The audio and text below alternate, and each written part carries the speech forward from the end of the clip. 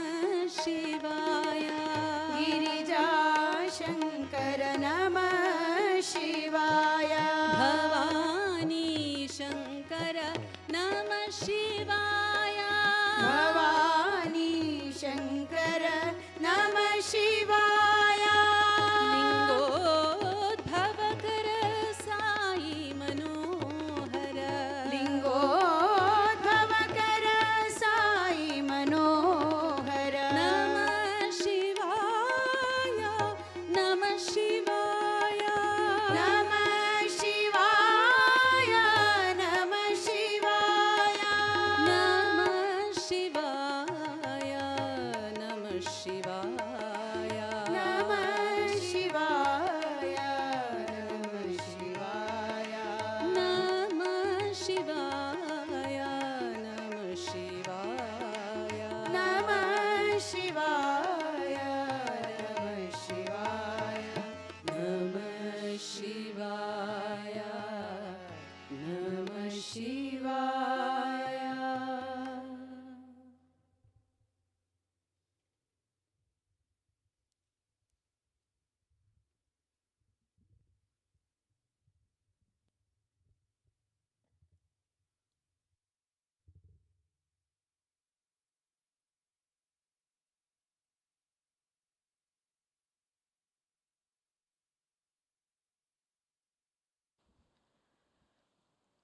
Om Shri Sai Ram, offering our collective prayers at the lotus feet of our most beloved Bhagwan, respected elders, brothers, sisters, students, and everyone watching us live from around the world.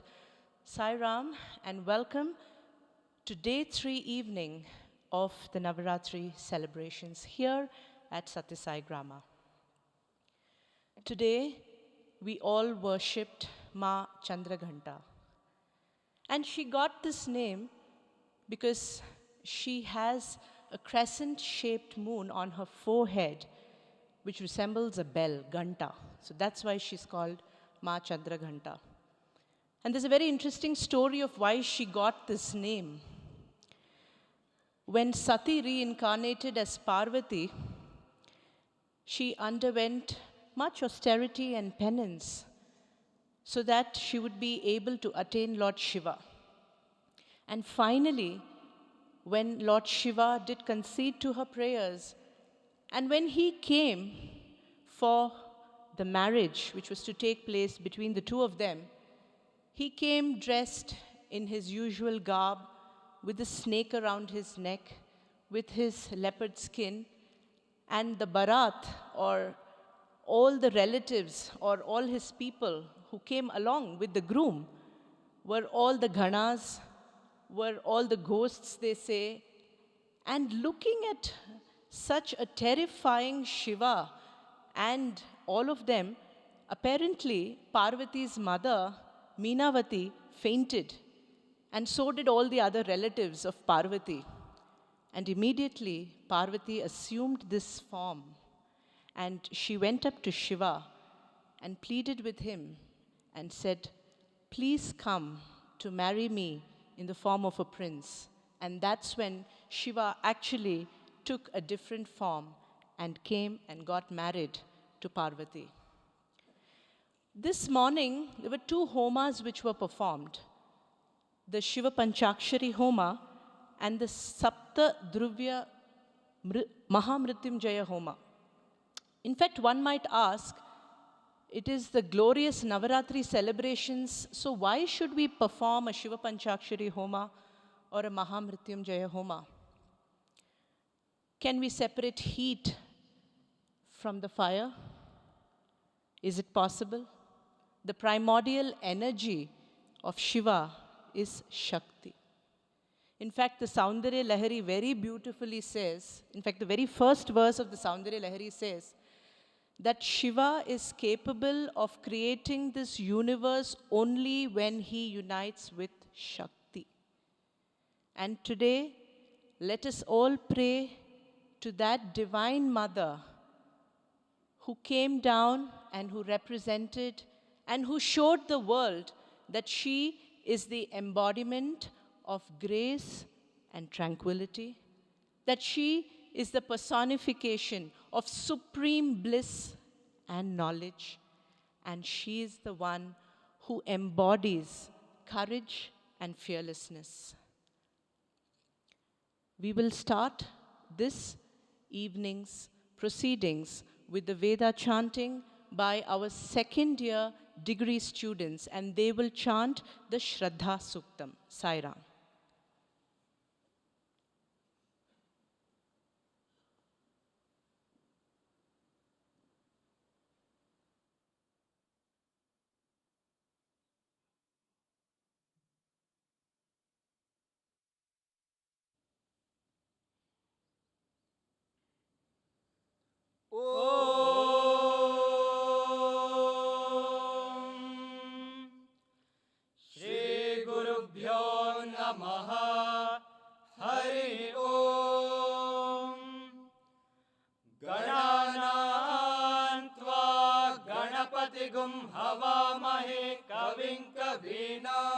वश्रवस्तमम् ज्येष्ठराजं ब्रह्मणां ब्रह्मणस्पत नः शृण्वन्नोतिभिः सीदसादनम् प्रणो देवी सरस्वती वाजेभिर्वाजिनीवती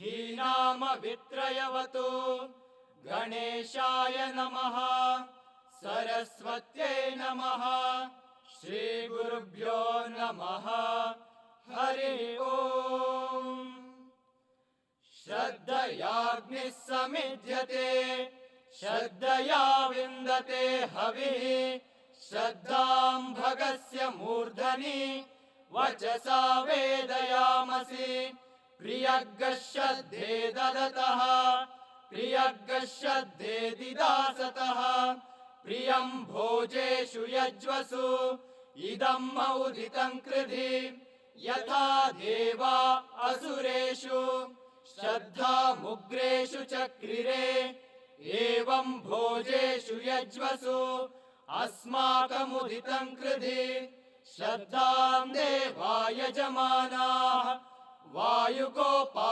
उपासते श्रद्धागुं हृदयया कूत्या श्रद्धया हूयते हविः श्रद्धां प्रातर्हवामहे श्रद्धां मध्यं दिनं परि श्रद्धागुं सूर्यस्य निमृचि श्रद्धे श्रद्धापयेहमा श्रद्धां देवानधिवस्ते श्रद्धां विश्वमिदं जगत् श्रद्धां कामस्य मातरम् हविषा वर्धयामसि ॐ शान्ति शान्ति शान्तिः हरि ओम तत्सत् Shri साईश्वरार्पणमस्तु।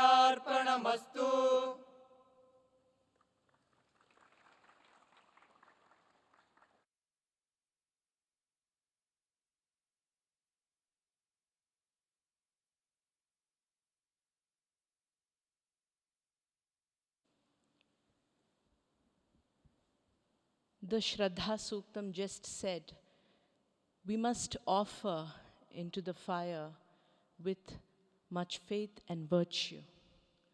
And this morning, 7 kinds of offerings were offered into the holy fire, so that it is said that the untimely death, there are 7 types of death, 7 types of untimely death can be averted. And the 7 ingredients which were offered with much faith, with much devotion, were the Amritavalli, which is a herb or a plant. The second were the tender branches or shoots from the peepal tree. Third were sesame seeds. The fourth was milk. Fifth was ghee. Sixth was the durva grass. And 7th ingredient which was offered was rice mixed with jaggery.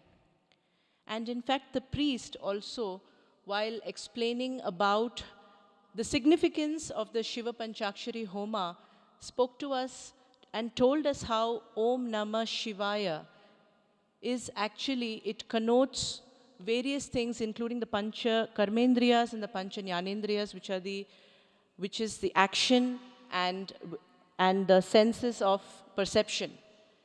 And he went on to explain how Shiva is also known as Rishikesh.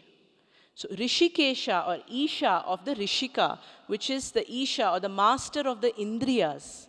And this specific Homa, brothers and sisters, was performed so that we may attain success and victory over our senses, over our Indriyas. And especially in the last 6-7 months during the COVID times when we were all locked down here, Swami very mercifully and very benevolently taught us various aspects of how we can master the mind, of how we can get over our senses. And this journey has indeed been extremely exhilarating, extremely beautiful for all of us as we continue on that path and continue to practice the various aspects that Swami taught us. And this evening, brothers and sisters, we have two of our interns who will share with us this specific journey of how they are trying to overcome these little obstacles and how and what they have learned from these 7 months, especially the Upanishads. We'd like to first call upon stage Sister Anila, who hails from Dharmavaram, and she joined this institution in her pre-university. She's completed her graduation and joined the interns batch. We'd like to welcome her this evening to share with us her journey over the last 7 months and specifically the learnings and teachings from the Upanishads. Sai Ram.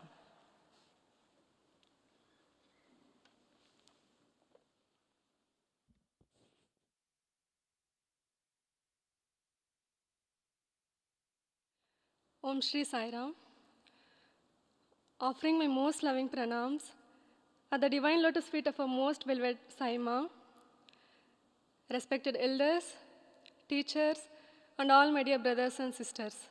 Loving Sai Ram to all. On this platform, we have heard many quoting one of the famous quotes of Adi Shankaracharya.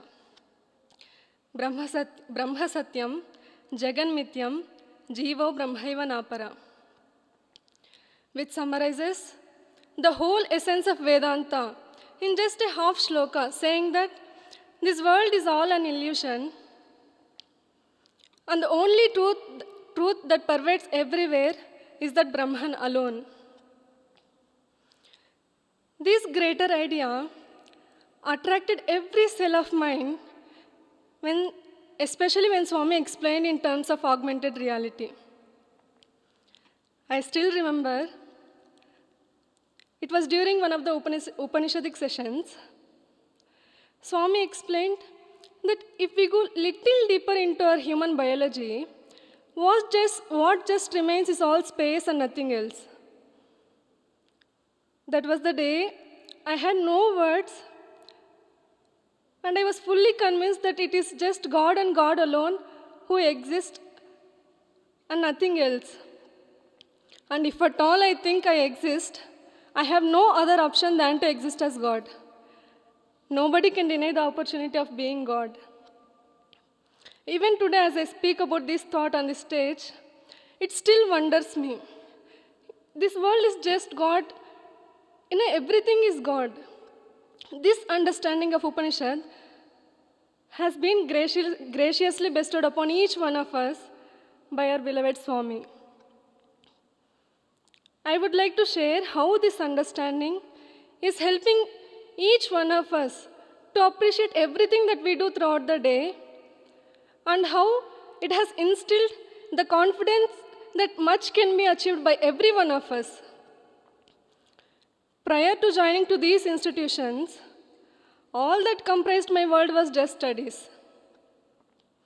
Even though that's the world I knew, I never enjoyed it. I never liked studying because I never enjoyed studying and I never loved it. But I remember, after these classes of Upanishads, we had our final semester exams going. For the very first time in my life, I was able to appreciate, and I loved studying and I enjoyed studying this time. I remember Swami's words, it is just God who is taking different forms, and whether it is studies, music, band, bhajans, Vedam, whatever it is just God in all different forms.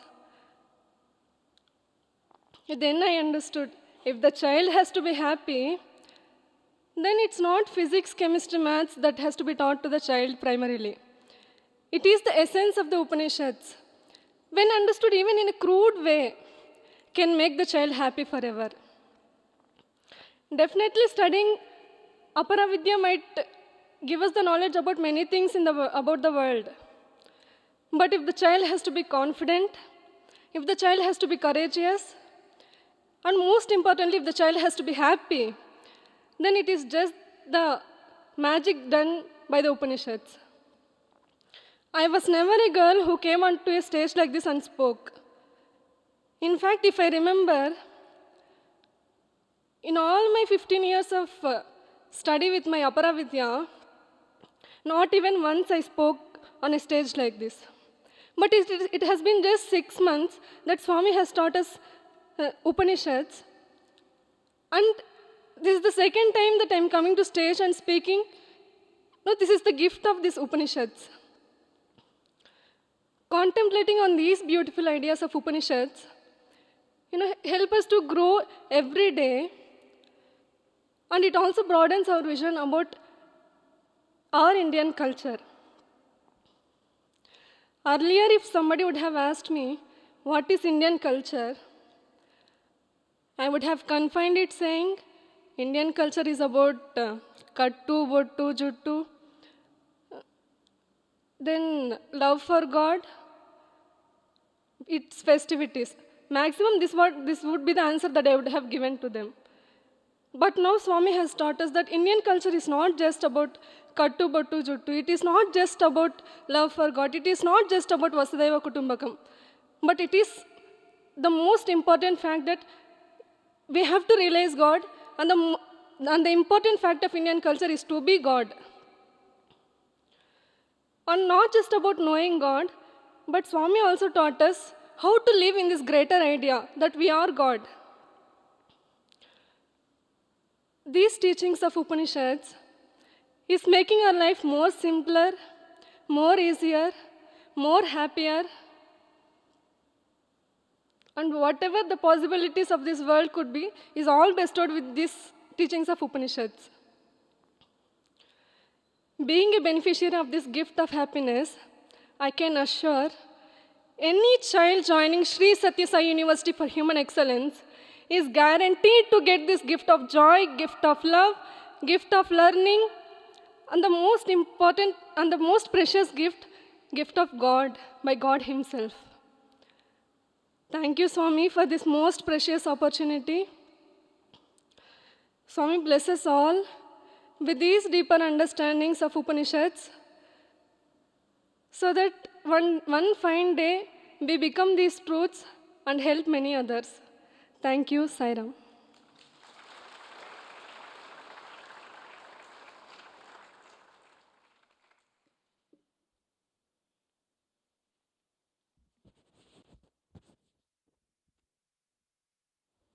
We would now like to call upon Brother Shiv Prasad Bhatt to address all of us this evening.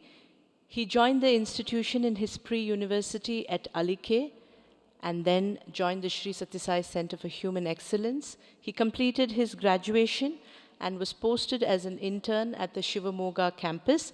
He also served there as a warden for a year. May we please invite him to address all of us. Sairam.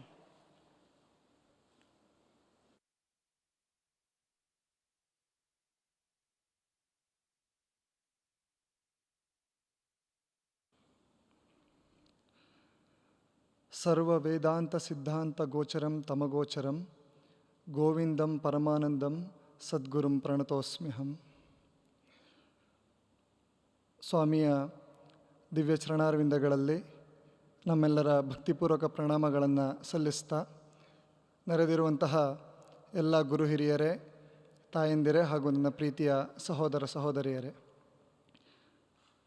ಈಗಷ್ಟೇ ನಾನು ವಿವೇಕ ಚೂಡಾಮಣಿಯಿಂದ ಶಂಕರಾಚಾರ್ಯರು ಬರೆದಿರ್ತಕ್ಕಂಥ ಒಂದು ಶ್ಲೋಕವನ್ನು ಪಠನ ಮಾಡಿದೆ. ಇದರ ಅರ್ಥ ಏನು ಅಂತ ಅಂದರೆ, ಎಲ್ಲ ವೇದಾಂತದ ಸಿದ್ಧಾಂತಗಳನ್ನು ನಮಗೆ ತಿಳಿಸ್ಕೊಡ್ತಾ ಇರ್ತಕ್ಕಂತಹ ಗೋವಿಂದನಾಗಿರ್ತಕ್ಕಂತಹ ಸದ್ಗುರುವಿನಲ್ಲಿ ನನ್ನ ಪ್ರಣಾಮಗಳನ್ನು ಸಲ್ಲಿಸ್ತೇನೆ ಅಂತ. ಇದು ಈ ಸಂದರ್ಭದಲ್ಲಿ ಬಹಳ ಹೋಲಿಕೆ ಆಗುವಂತಹ ಒಂದು ಶ್ಲೋಕ. ಯಾಕೆ ಅಂತ ಅಂದರೆ, ಕಳೆದ 4-6 ತಿಂಗಳಿಂದ ಸ್ವಾಮಿ ನಮ್ಮನ್ನೆಲ್ಲ ಸೇರಿಸ್ಕೊಂಡು ಬಹಳ ಕರುಣಾಮಯಿಯಾಗಿ ನಮಗೆ ವೇದಾಂತದ ಸಿದ್ಧಾಂತ ತತ್ವಗಳನ್ನು ಬಹಳ ಸ್ಪಷ್ಟವಾಗಿ ಅರ್ಥವಾಗುವಂತೆ ಹೇಳಿಕೊಟ್ರು. ಅದರಲ್ಲಿ ನಾವು ಸಾಕಷ್ಟು ವಿಚಾರಗಳನ್ನು ಕಲ್ತಿದ್ದೇವೆ, ಸಾಕಷ್ಟು ಬೇರೆ ಬೇರೆ ವಿಷಯಗಳನ್ನು ಹೊಸದಾಗಿರ್ತಕ್ಕಂತಹನ್ನ ಕಲ್ತಿದ್ದೇವೆ. ಜೊತೆಗೆ ನಾವೇನು ಮಾಡ್ಕೊಂಡು ಬಂದಿದ್ದೇವೋ ಸುಮಾರು ವರ್ಷಗಳಿಂದ ಅದನ್ನು ಸರಿಪಡಿಸ್ಕೊಂಡು ಮುನ್ನಡೆಸುವಂತೆ ಕೂಡ ವಿಚಾರಗಳನ್ನು ಸ್ವಾಮಿ ನಮಗೆ ಹೇಳಿಕೊಟ್ಟಿದ್ದಾರೆ. ಅದರಲ್ಲಿ ಹಲವಾರು ಹೊಸ ವಿಚಾರಗಳನ್ನು ನಾವು ಕಲ್ತಿದ್ದೇವೆ. ಒಂದೆರಡು ವಿಚಾರಗಳನ್ನು ಮತ್ತು ಅನುಭವವನ್ನು ನಾನು ಇಲ್ಲಿ ಹಂಚಿಕೊಳ್ಳಲಿಕ್ಕೆ ಇಷ್ಟಪಡ್ತೇನೆ. ಅದರಲ್ಲಿ ಬಹಳ ಮುಖ್ಯವಾಗಿ ಓಂಕಾರದ ಒಂದು ಪಠಣ. ಕಳೆದ 6-8 ವರ್ಷದಿಂದ ಓಂಕಾರವನ್ನು ನಾವು ಪ್ರತಿ ದಿವಸ ಬೆಳಗ್ಗೆ ಹೇಳ್ಕೊಂಡು ಬರ್ತಾಯಿದ್ವಿ. ಆದರೆ ಮಾಂಡುಕ್ಯೋಪನಿಷತ್ತನ್ನ ಸ್ವಾಮಿ ಹೇಳ್ಕೊಡ್ಬೇಕಾದ್ರೆ ನಿಜವಾದ ಓಂಕಾರ ಪಠಣವನ್ನು ಯಾವ ಥರ ಮಾಡಬೇಕು ಹಾಗೂ ಅದರಿಂದ ಎಷ್ಟು ಬೇರೆ ಬೇರೆ ಪ್ರತಿಫಲಗಳನ್ನು ನಾವು ಪಡಿಬೋದು, ಅದನ್ನು ಯಾವ ರೀತಿ ನಮ್ಮ ಪ್ರತಿನಿತ್ಯದ ಜೀವನದಲ್ಲಿ ನಾವು ಅಳವಡಿಸ್ಕೊಳ್ಬಹುದು ಅನ್ನೋದನ್ನು ಹೇಳಿಕೊಟ್ರು. ಮೊದಲಿಗೆ ನಾವು ಅ, ಉ ಮತ್ತು ಕಾರಗಳು ಸೇರಿ ಓಂಕಾರ ಆಗಿದೆ. ಈ 3 ಕಾರಗಳನ್ನು ಅಂದರೆ ಈ 3 ಅಕ್ಷರಗಳನ್ನು ಪಠಣೆಯನ್ನು ಮಾಡಿದ್ರೆ ಜೋಡಿಸಿ ಅದೇ ಓಂಕಾರ ಆಗುತ್ತೆ, ಅಷ್ಟೇ ಆಯಿತು ಅಂತ ನಾವು ತಿಳ್ಕೊಂಡಿದ್ವಿ. ಆದರೆ ಅದರ ನಂತರ ಇದು 3 ಅಕ್ಷರಗಳ ಪಠಣೆ ಆದಮೇಲೆ ನಾವು ಸ್ವಲ್ಪ ಹೊತ್ತಿನ ಕಾಲ ಆ ಒಂದು ಮೌನವನ್ನು ಗಮನಿಸಲಿಲ್ಲ ಅಂತಂದರೆ ಅಥವಾ ಆ ಒಂದು ಸೈಲೆನ್ಸನ್ನು ನಾವು ಅಬ್ಸರ್ವ್ ಮಾಡಲಿಲ್ಲ ಅಂತಂದರೆ ಅದರಿಂದ ಹೆಚ್ಚು ಪ್ರತಿಫಲ ನಮಗೆ ಸಿಗೋದಿಲ್ಲ. ಅದು ಪರಿಪೂರ್ಣವಾಗುವಂಥದ್ದು ಯಾವಾಗ ನಾವು ಒಂದು ಆ ಮೌನವನ್ನು ಅಬ್ಸರ್ವ್ ಮಾಡ್ತೀವೋ ಆವಾಗಲೇ ಅನ್ನೋದನ್ನು ಹೇಳಿಕೊಟ್ರು. ಈ ವಿಚಾರ ನಮಗೆ ಗೊತ್ತೇ ಇರಲಿಲ್ಲ. ಇದು ಒಂದು ನನಗೆ ಬಹಳ ಮುಖ್ಯವಾದಂತಹ ಒಂದು ಕಲಿಕೆ ಆಯಿತು. ಇದು ಯಾಕೆ ಅಂತಂದರೆ ಬಹಳ ಏಕಾಗ್ರತೆಯಿಂದ ಬಹಳ ನಾವು ನಿಯತ್ತಾಗಿ ಪ್ರಾಮಾಣಿಕತೆಯಿಂದ ನಾವು ಓಂಕಾರ ಪಠಣವನ್ನು ಮಾಡ್ತಾಯಿದ್ವಿ. ಆದರೆ ಅದನ್ನು ಈ ರೀತಿ ಹೇಳಬಹುದು ಅನ್ನೋದನ್ನು ಸ್ವಾಮಿ ಉಪನಿಷತ್ತಿನ ಮುಖಾಂತರ ಹೇಳ್ಕೊಟ್ಟ ಮೇಲೇ ನಮಗೆ ಗೊತ್ತಾಗಿದ್ದು. ಅದನ್ನೇ ಸ್ವಾಮಿ ಮಾತಾಡ್ತಾ ನಮ್ಮ ದೇಹತ್ರಯಗಳಿಗೆ ಅವಸ್ಥಾತ್ರಯಗಳಿಗೆ ಅದನ್ನು ಹೋಲಿಸಿದ್ರು. ಅಂತ ಅಂದರೆ ಜಾಗೃತಿ, ಸ್ವಪ್ನ ಮತ್ತು ಸುಷುಪ್ತಿ ಅಂತ. ಅದೇ ಹೈಯೆಸ್ಟು ಅಂತ ನಾವು ತಿಳ್ಕೊಂಡಿದ್ವಿ. ಆ ಸುಷುಪ್ತಿ ಅವಸ್ಥೆ ಏನಿದೆ ಅದೇ ಅತ್ಯಂತ ಉನ್ನತವಾಗಿರ್ತಕ್ಕಂಥದ್ದು ಅಂತ ನಾವು ಅಂದ್ಕೊಂಡಿದ್ವಿ. ಆದರೆ ಸ್ವಾಮಿ ಇದನ್ನು ಹೇಳ್ಕೊಳ್ತಾ ಇರಬೇಕಾದ್ರೆ ಅದನ್ನು ಮೀರಿ ಒಂದು ಅವಸ್ಥೆ ಇದೆ, ಅದನ್ನು ನಾವು ಹೇಳಲಿಕ್ಕಾಗೋದಿಲ್ಲ. ಈಗ ಮೌನವನ್ನು ಹೇಗೆ ಹೇಳಲಿಕ್ಕಾಗೋದಿಲ್ವೋ ಅದೇ ಥರ ಮೌನವನ್ನು ನಾವು ಯಾವ ರೀತಿಯೂ ನಾವು ಒಂದು ರೀತಿ ವಿವರಣೆಯನ್ನು ಕೊಡಲಿಕ್ಕಾಗೋದಿಲ್ಲ. ಈ ರೀತಿ ಮೌನ ಇರುತ್ತೆ, ಈ ರೀತಿ ಇದು ಹೀಗಿರುತ್ತೆ ಅಂತ. ಅದನ್ನು ಅನುಭವದಿಂದಲೇ ನಾವು ಅರ್ಥ ಮಾಡ್ಕೊಳ್ಬೇಕು ಅಂತ. ಈ 3 ಅವಸ್ಥೆಯನ್ನು ದಾಟಿ ಇನ್ನೊಂದು ಅವಸ್ಥೆ ಇದೆ, ಅದನ್ನು ನಾವು ಅನುಭವದಿಂದ ಪಡ್ಕೊಳ್ಳಿಕ್ಕೆ ಸಾಧ್ಯ ಇಲ್ಲ. ಪರಮಾನಂದ ಅನುಭವದಿಂದ ಮಾತ್ರ ಅದನ್ನು ಪಡ್ಕೊಳ್ಳಿಕ್ಕೆ ಸಾಧ್ಯ, ಅದನ್ನು ವಿವರಣೆಯಿಂದ ಅರ್ಥ ಮಾಡ್ಕೊಳ್ಳಿಕ್ಕೆ ಸಾಧ್ಯ ಇಲ್ಲ. ಹೇಗೆ ಓಂಕಾರದ ನಂತರ ಆ ಒಂದು ಮೌನ ಇದೆಯೋ ಆ ಮೌನವೇ ಈ ಪರಮಾನಂದದ ಅನುಭವ, ಪರಬ್ರಹ್ಮನ ಅನುಭವ ಅನ್ನೋದನ್ನು ಹೇಳಿಕೊಟ್ರು. ಅದಾದಮೇಲೆ ಪ್ರತಿ ದಿವಸ ನಾವು ಅಷ್ಟರ ಮೇಲೆ ಅದನ್ನು ಒಂದು ರೀತಿ ಅನುಭವವನ್ನು ಪಡ್ಕೊಳ್ಳಿಕ್ಕೆ ಪ್ರಯತ್ನ ಮಾಡ್ತಾ ಇದ್ದೇವೆ. ಅದರಿಂದ ಸಾಕಷ್ಟು ನೆಮ್ಮದಿಯನ್ನು, ಸಾಕಷ್ಟು ಆನಂದವನ್ನು ಪಡ್ಕೊಳ್ತಾ ಇದ್ದೇವೆ. ಇದು ಒಂದು ರೀತಿ ಕಲಿಕೆ ಆಗಿದ್ದರೆ, ಎರಡನೇ ರೀತಿ ಸ್ವಾಮಿ ಅದನ್ನು ಮಾತಾಡ್ತಾ ಇರಬೇಕಾದ್ರೆ ಈ 3 ಅಕ್ಷರವನ್ನು ಹೇಗೆ ಈ ಒಂದು ಅಕಾರ ನಮ್ಮ ಭೌತಿಕವಾದಂತಹ ವಿಚಾರವನ್ನು ಪ್ರತಿನಿಧಿಸುತ್ತೆ, ಉಕಾರ ನಮ್ಮ ಮಾನಸಿಕವಾದಂಥ ವಿಚಾರವನ್ನು ಪ್ರತಿನಿಧಿಸುತ್ತೆ, ಹಾಗೆ ಕಾರ ನಮ್ಮ ಆಧ್ಯಾತ್ಮಿಕವಾದಂತಹ ಒಂದು ವಿಚಾರವನ್ನು ಪ್ರತಿನಿಧಿಸುತ್ತೆ ಅಂತದನ್ನು ಹೇಳಿದ್ರು. ಇದನ್ನು ಹೇಳ್ತಾ ಇರಬೇಕಾದ್ರೆ ಸ್ವಾಮಿ ಆಂಜನೇಯ ಮತ್ತು ಶ್ರೀರಾಮಚಂದ್ರನ ನಡುವೆ ನಡೆದಿರ್ತಕ್ಕಂಥ ಒಂದು ಉದಾಹರಣೆ, ಒಂದು ಪ್ರಸಂಗವನ್ನು ನಮಗೆ ಹೇಳಿದ್ರು. ಶ್ರೀರಾಮಚಂದ್ರ ನಿನ್ನ ನಡುವಿನ ಸಂಬಂಧ ಹೇಗಿದೆ ಅಂತ ಆಂಜನೇಯನ ಹತ್ರ ಕೇಳಿದಾಗ ಆಂಜನೇಯ ಹೇಳ್ತಾನೆ, ದೇಹ ಬುದ್ಧ್ಯಾತು ದಾಸೋಹಂ, ಮನೋಬುದ್ಧ್ಯಾತು ತಮಂಶಕಃ, ಆತ್ಮಬುದ್ಧ್ಯಾತು ತ್ವಮೇವಚ ಅಂತ ಹೇಳ್ತಾರೆ. ಅಂತಂದರೆ ನಾನು ಭೌತಿಕವಾಗಿ ನಾನು ಯೋಚನೆ ಮಾಡ್ತಾ ಇರಬೇಕಾದ್ರೆ ನಾನು ನಿನ್ನ ದಾಸ ಅಂತ.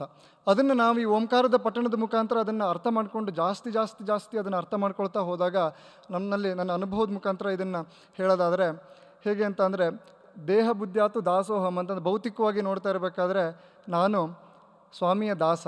ಏನಾದರೂ ಒಂದು ಕೆಲಸವನ್ನು ಮಾಡ್ತಾ ಇರಬೇಕಾದ್ರೆ ನಾನು ಸ್ವಾಮಿಯ ದಾಸ, ನಾನು ಸ್ವಾಮಿಯ ದಾಸನಾಗಿ ಈ ಒಂದು ಕೆಲಸವನ್ನು ಮಾಡ್ತಾ ಇದ್ದೇನೆ. ಯಾವುದೇ ಕೆಲಸವಾದರೂ ನನ್ನ ಯಾರೇ ಹೇಳಿದ್ರು, ಎಲ್ಲಿಂದನಾದರೂ ಯಾವ ಮುಖಾಂತರನಾದರೂ ನಾನು ಆ ಕೆಲಸ ಮಾಡುವಂತಹ ಒಂದು ಸಂದರ್ಭ ಬಂದಾಗ ನಾನು ಸ್ವಾಮಿಯ ದಾಸನಾಗಿ ಈ ಕೆಲಸವನ್ನು ಮಾಡ್ತಾ ಇದ್ದೇನೆ ಅಂತ ನಾನು ಅಂದ್ಕೊಳ್ತಾ ಬಂದಾಗೆಲ್ಲ ನನ್ನಲ್ಲಿ ನಾನು ಮಾಡ್ತಾ ಇದ್ದೇನೆ, ನನ್ನಿಂದ ಈ ಕೆಲಸ ಆಗ್ತಾ ಇದೆ ಅನ್ನೋದು ತಪ್ಪಿ ನಾನು ದಾಸನಾಗಿ ಕೆಲಸ ಮಾಡ್ತಾ ಇದ್ದೇನೆ ಅಂತ ಆ ಒಂದು ಅಹಂಕಾರ ಭಾವನೆ ನನ್ನಿಂದ ದೂರ ಆಗ್ತಾ ಹೋಯಿತು.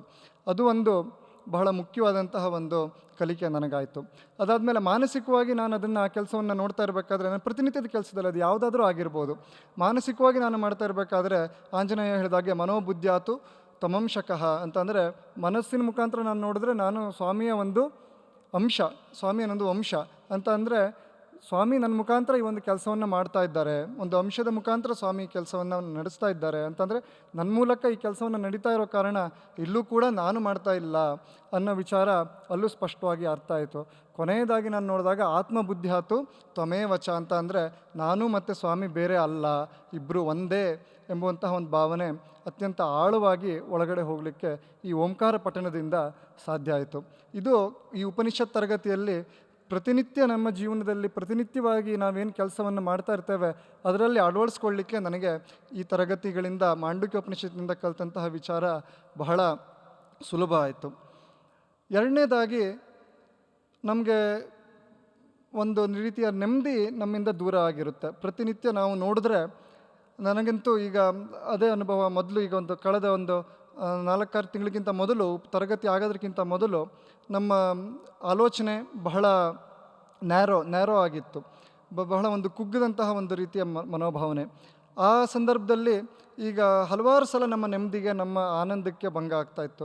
ಅಂತ ಅಂದರೆ ಈಗ ಯಾರಾದರೂ ಏನಾದ್ರು ಹೇಳಿದ ತಕ್ಷಣ ಮನಸ್ಸಿಗೆ ನೋವಾಗುವಂಥದ್ದು ಇರ್ಬೋದು, ಆದಮೇಲೆ ನಾವು ಅಂದ್ಕೊಂಡಿರೋದೇನೋ ಆಗದೆ ಇದ್ದಾಗ ಸಿಟ್ಟು ಬರೋದಿರ್ಬೋದು, ಸ್ವಾಮಿ ಮಾತಾಡಿಸಿಲ್ಲ ಅಂದ ತಕ್ಷಣ ಬೇಜಾರಾಗುವಂಥದ್ದು, ಪಕ್ಕದಲ್ಲಿದ್ದವ್ರು ಮಾತಾಡಿಸ್ಬಿಟ್ರೆ ಮತ್ಸರ ಸ್ಟಾರ್ಟ್ ಆಗುವಂಥದ್ದು, ಆ ಥರದ್ದೆಲ್ಲ ಚಿಕ್ಕ ಪುಟ್ಟಗಳು ನಮ್ಮ ನೆಮ್ಮದಿಯೇ ಮತ್ತು ನಮ್ಮ ಆನಂದವನ್ನು ಕೆಡಿಸ್ತಾ ಇದ್ದು.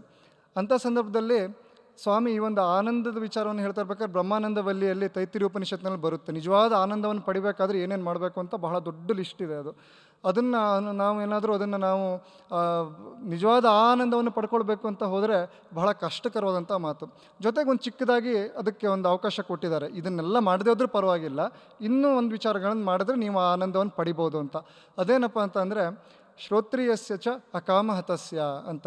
ಯಾರು ವೇದಾಂತವನ್ನು ತಿಳ್ಕೊಂಡಿರ್ತಾರೆ, ಶ್ರೋತ್ರಿಯನಾಗಿರ್ತಾರೆ, ಇಲ್ಲ ಅಂದರೆ ಒಂದು ಆಸೆ ಆಕಾಂಕ್ಷೆಗಳನ್ನು ದೂರ ಮಾಡ್ಕೊಂಡಿರ್ತಾರೆ, ಅಂತಂದರೆ ಯಾವುದೇ ಆಸೆ ಅಥವಾ ಆಕಾಂಕ್ಷೆಗಳಿಗೆ ಬಲಿಯಾಗದೇ ಇರ್ತಾರೆ, ಅಂಥವರಿಗೆ ಬ್ರಹ್ಮಾನಂದ ಅಂದರೆ ಆ ಒಂದು ಆನಂದ, ನಿಜವಾದ ಆನಂದ, ಪರಿಪೂರ್ಣವಾಗಿರ್ತಕ್ಕಂಥ ಆನಂದ ಸಿಗುತ್ತೆ ಅಂತ.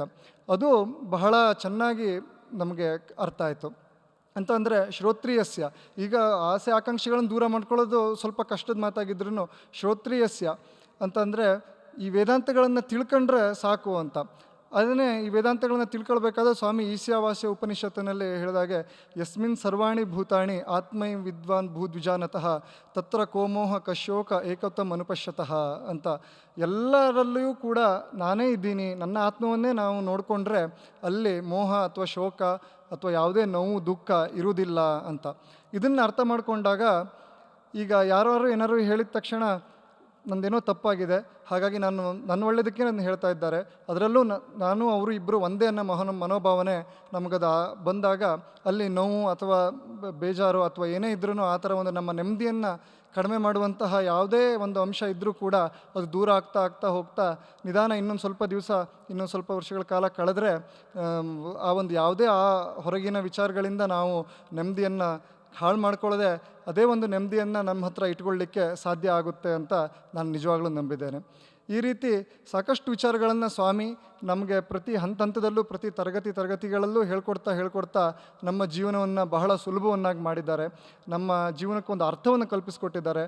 ಹಾಗೆ ಹೇಳೋದು, ಮಲಗೋದು, ಊಟ ಮಾಡೋದು ಆ ಥರ ಕೆಲಸವನ್ನು ಮಾಡ್ತಾಯಿದ್ದು ನಮಗೆ ಈ ಒಂದು ಆಧ್ಯಾತ್ಮಿಕ ತತ್ವಗಳನ್ನು, ನಿಜವಾದ ವೇದಾಂತ ತತ್ವಗಳನ್ನು ನಮಗೆ ಹೇಳಿಕೊಟ್ಟು ಅದ್ರ ಬಗ್ಗೆ ನಾವು ಸಾಕಷ್ಟು ಮನನವನ್ನು ಮಾಡಿ ಇವಾಗ ನಿಧಿಧ್ಯಾಸನವನ್ನು ಮಾಡಲಿಕ್ಕೆ ನಮಗೆ ಸಮಯವನ್ನು ಕೊಟ್ಟು ಹೀಗೆ ಎಲ್ಲ ನಮ್ಮ ಜೀವನದ ಒಂದು ಹಂತದಲ್ಲೂ ನಾವು ಜಾಸ್ತಿ ಆನಂದವಾಗಿ ನೆಮ್ಮದಿಯಾಗಿ ಇರಲಿಕ್ಕೆ ನಮಗೆ ಸ್ವಾಮಿ ಆಶೀರ್ವಾದವನ್ನು ಮಾಡಿದ್ದಾರೆ. ಅದಕ್ಕೆ ಸದಾ ನಾನು ಕೃತಜ್ಞನಾಗಿರ್ತೇನೆ ಅಂತ ಹೇಳ್ತಾ ಸ್ವಾಮಿಗೆ ಮತ್ತೊಮ್ಮೆ ಇದನ್ನೆಲ್ಲ ಮಾಡ್ತಾ ಇದ್ದಕ್ಕೆ ನಮಗೆ ಒಂದು ಅವಕಾಶವನ್ನು ಕೊಟ್ಟು ಸ್ವಾಮಿಯ ಪಾದಗಳಲ್ಲಿ ಕುಳಿತುಕೊಂಡು ನಮಗೆ ತಿಳ್ಕೊಳ್ಳಿಕ್ಕೆ ಅವಕಾಶ ಕೊಟ್ಟಿರ್ತಕ್ಕಂಥ ಸ್ವಾಮಿ ಇನ್ನೂ ಇದನ್ನು ಎಲ್ಲ ನಮ್ಮ ಕೈಯಿಂದ ನಡೆಸ್ಕೊಂಡು ಹೋಗುವಂತೆ, ಅದನ್ನೊಂದು ನಿಧಿಧ್ಯಾಸನದಲ್ಲಿ ಅದನ್ನು ತರಲಿಕ್ಕೆ ನಮಗೆ ಶಕ್ತಿಯನ್ನು ಕೊಡಬೇಕು ಅಂತ ಸ್ವಾಮಿ ಹತ್ರ ಪ್ರಾರ್ಥನೆ ಮಾಡ್ತಾ ನನ್ನ ಮಾತನ್ನು ಮುಗಿಸ್ತಾ ಇದ್ದೇನೆ. ಜೈ Sairam.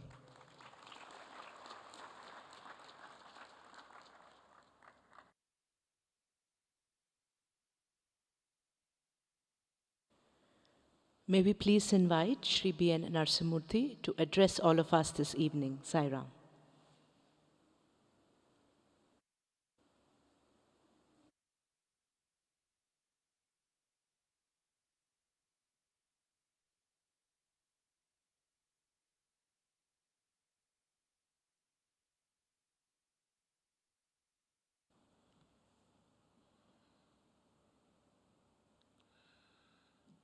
Most beloved Swami, brothers and sisters, and very dear students, boys and girls.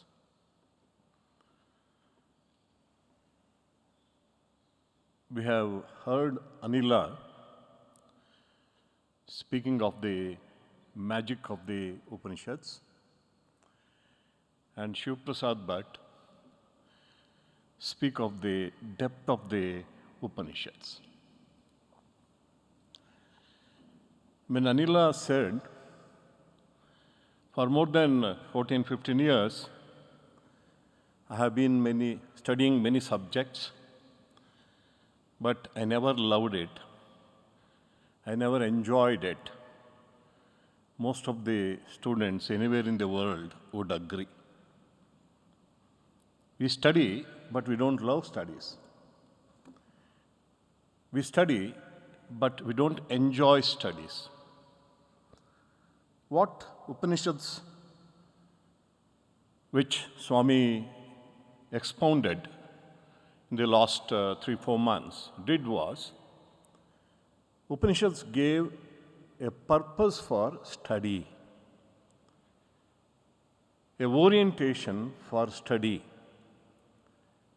When approach to academics becomes, I study this subject because this is a creation of God. This is an aspect of God. This is a face of God. Then naturally you love it.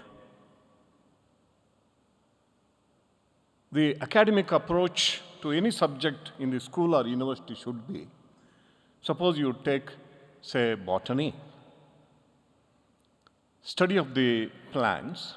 When you understand and appreciate the fact, the truth, that it is God who created these plants. From where did He create?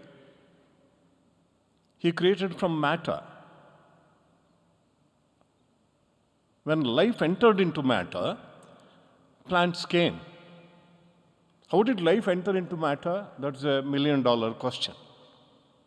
But at least we can explain how the plant life blossoms in the world, how it works. Also, you take, for example, say, physics or atomic physics specifically.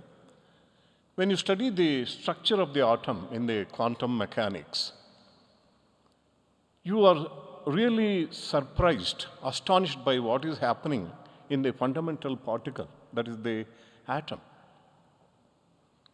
That is where the scientists came face to face with consciousness for the first time. He found out that supremely intelligent consciousness underlies matter in the subatomic world. He found out that. See, when you study an atom as a conglomeration of particles, you cannot love it. When you look at the supreme intelligence that is working inside the atom as an aspect of God's power, as an aspect of God's ability, then you love it. See, that is what Anila was trying to explain. And coming to Shiv Prasad Bhatt, he spoke of the very deep study of consciousness many thousands of years ago in consciousness, in the Mandukya Upanishad.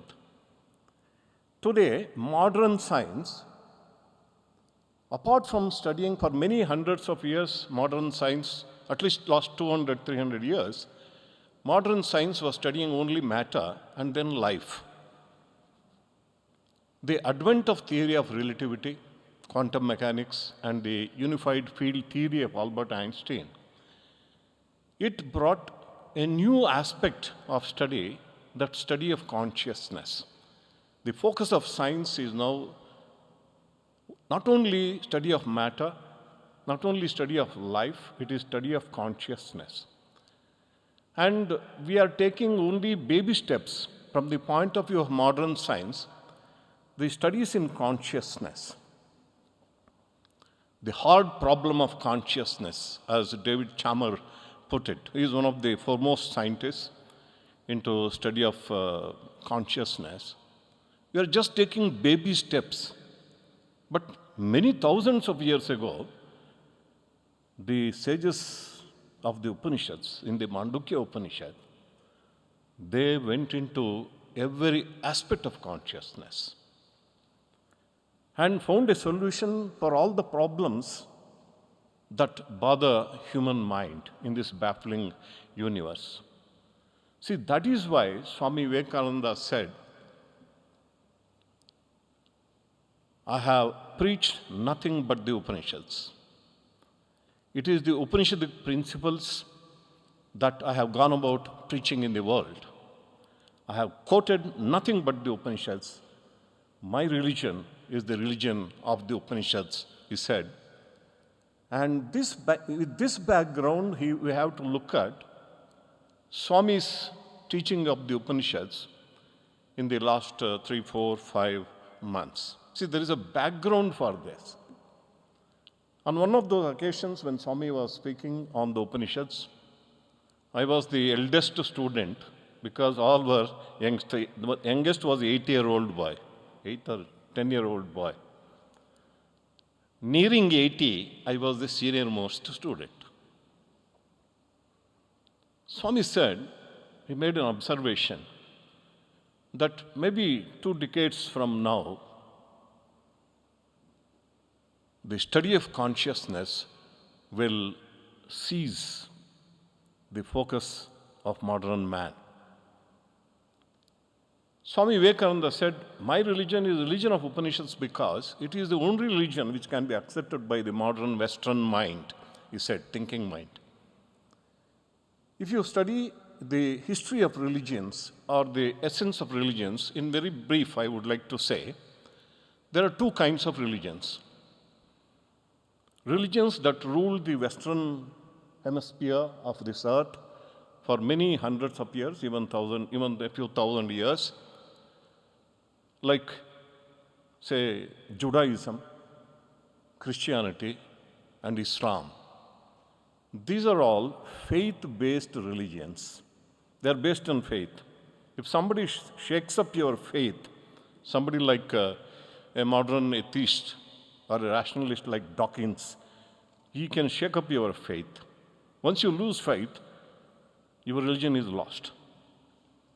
They are based on pure faith.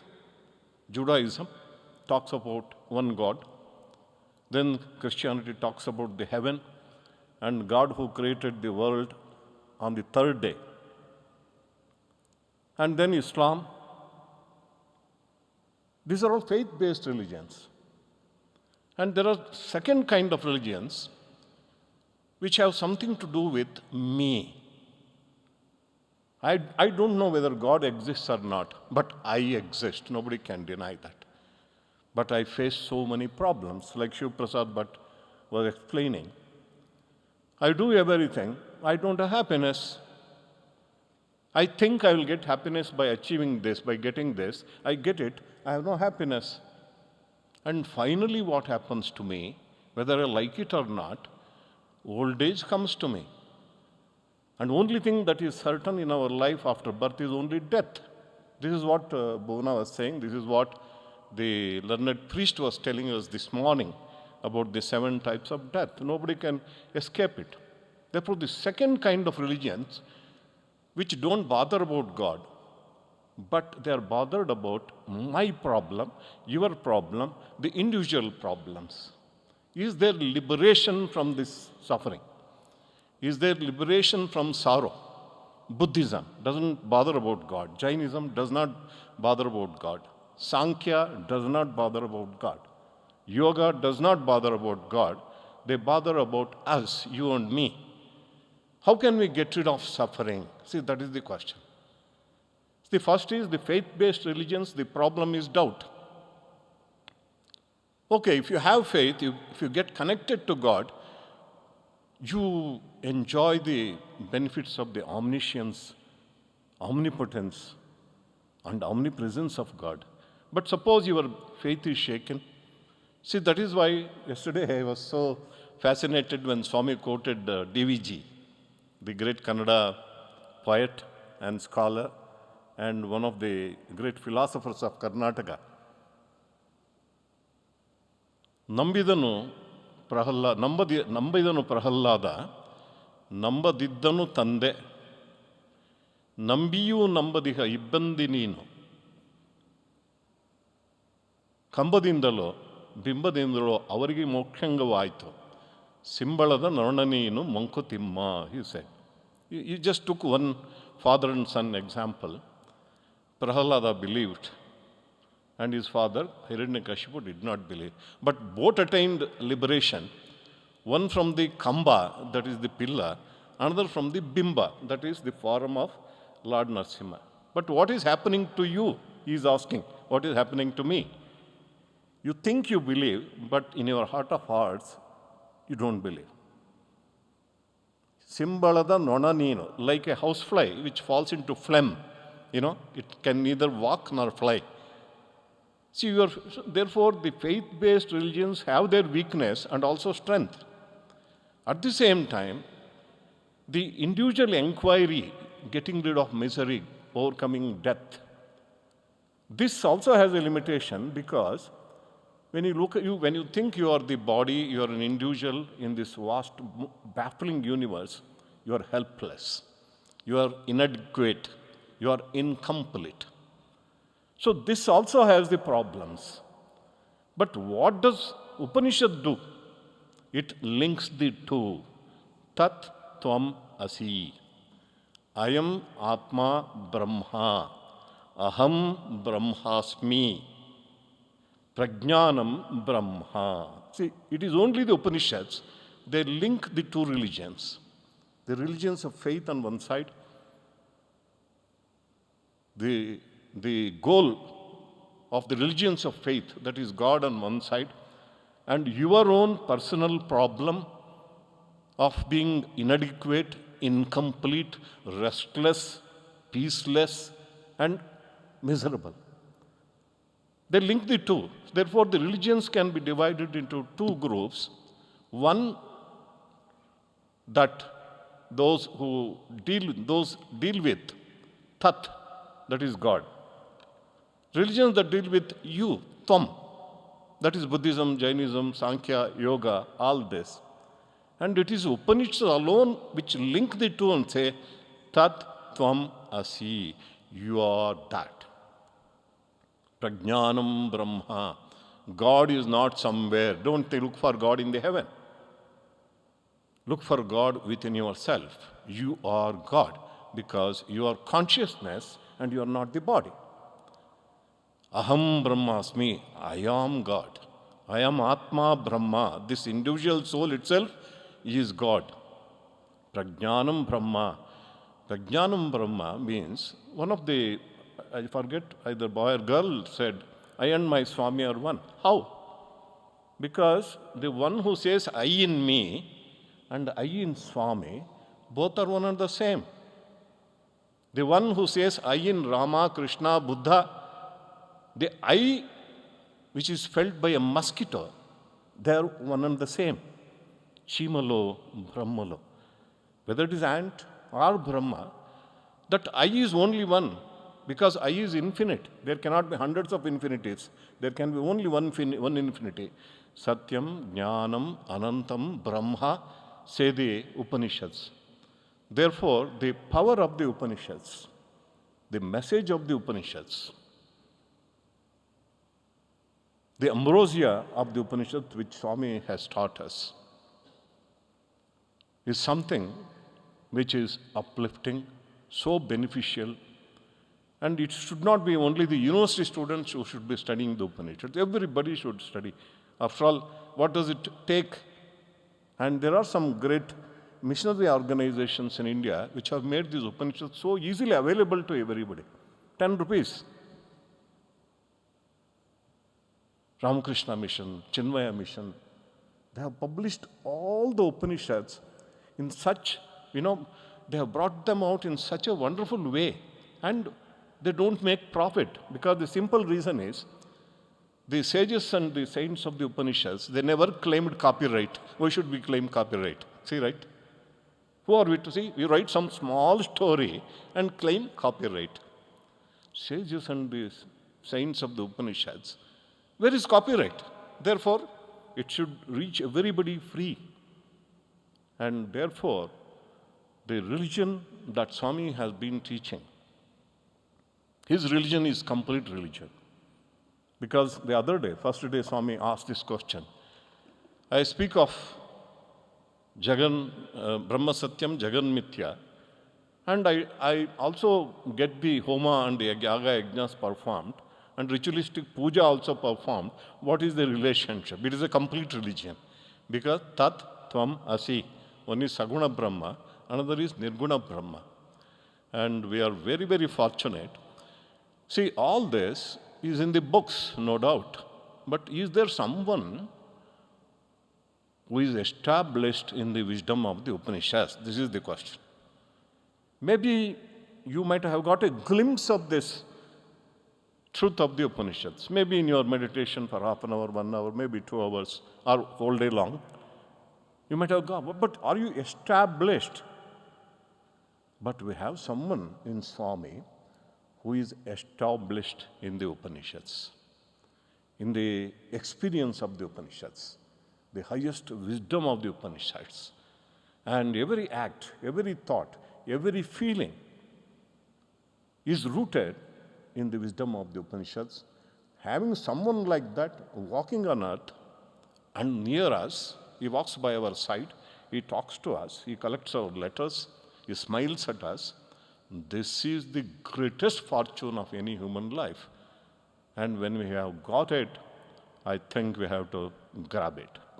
With these words, I conclude and pray to Swami for his divine discourse on this wonderful evening. Thank you. Silent.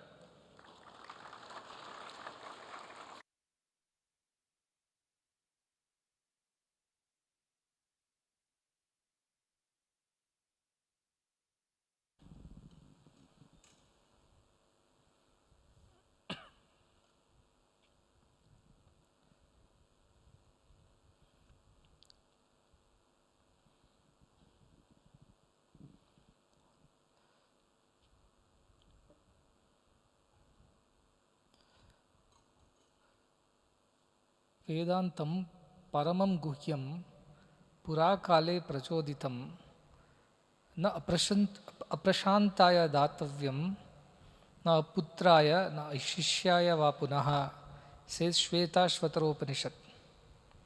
It says this knowledge of Upanishad is very secretive, very sacred and a secret knowledge.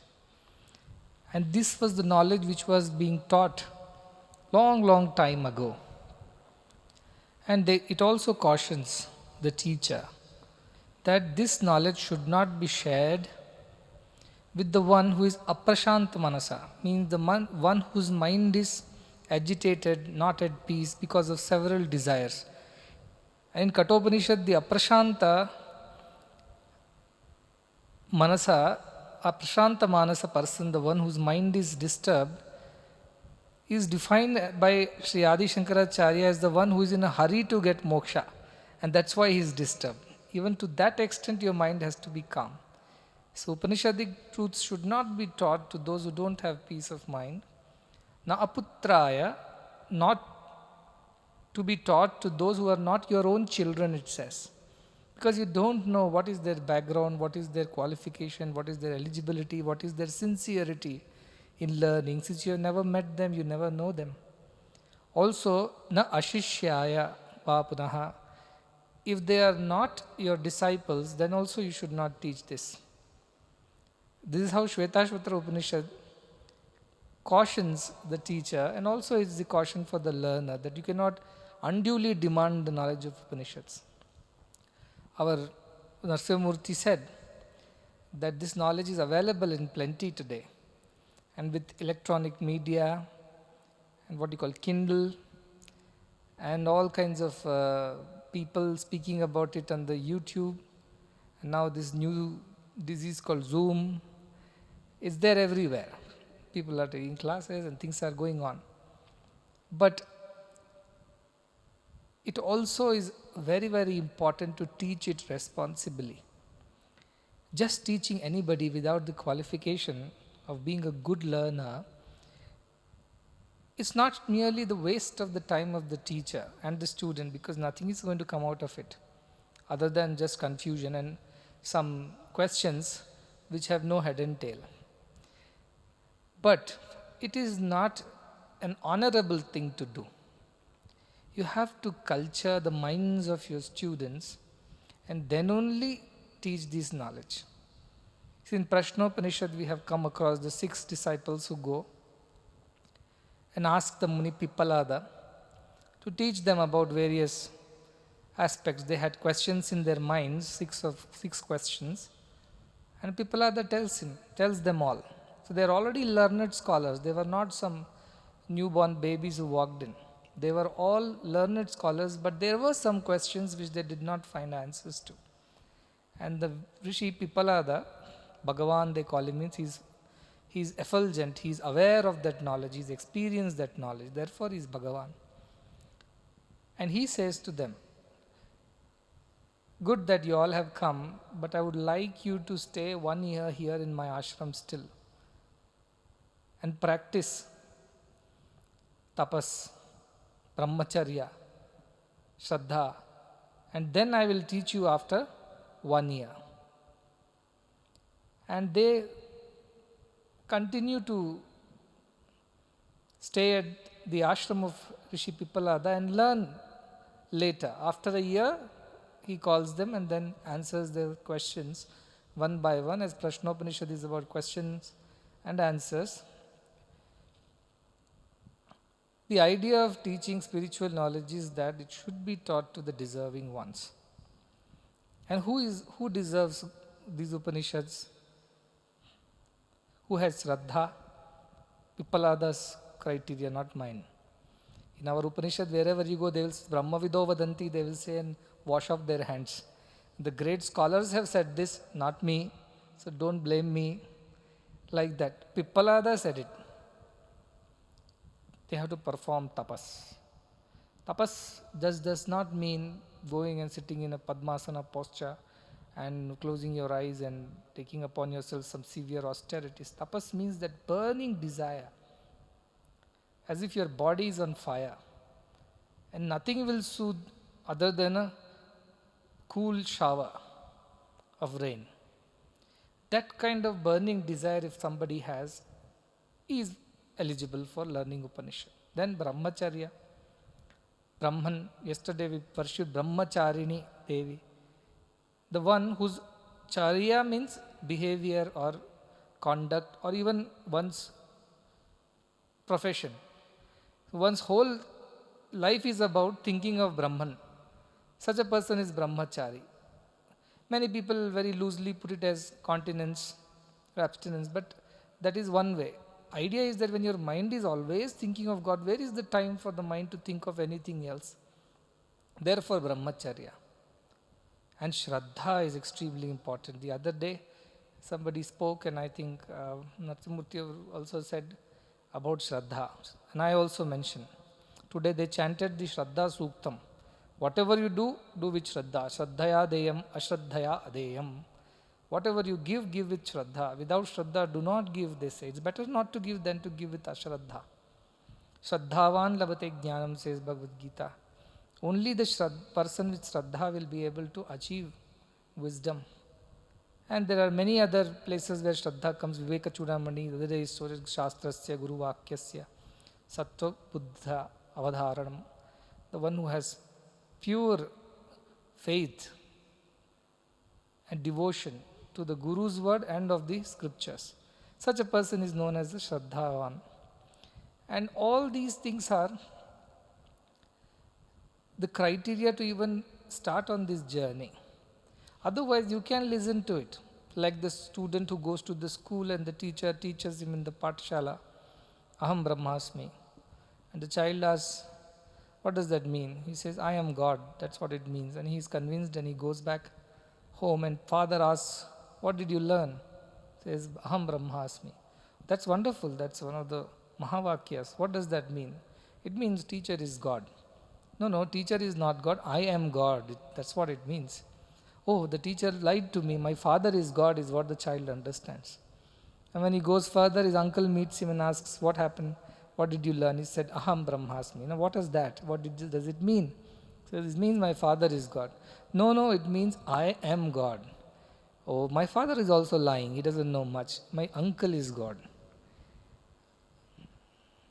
That is why na aputraya, na ashishyaya datavyam, it says. Don't teach it to those who are not eligible for it. Then why did Swami Vivekananda go all the way?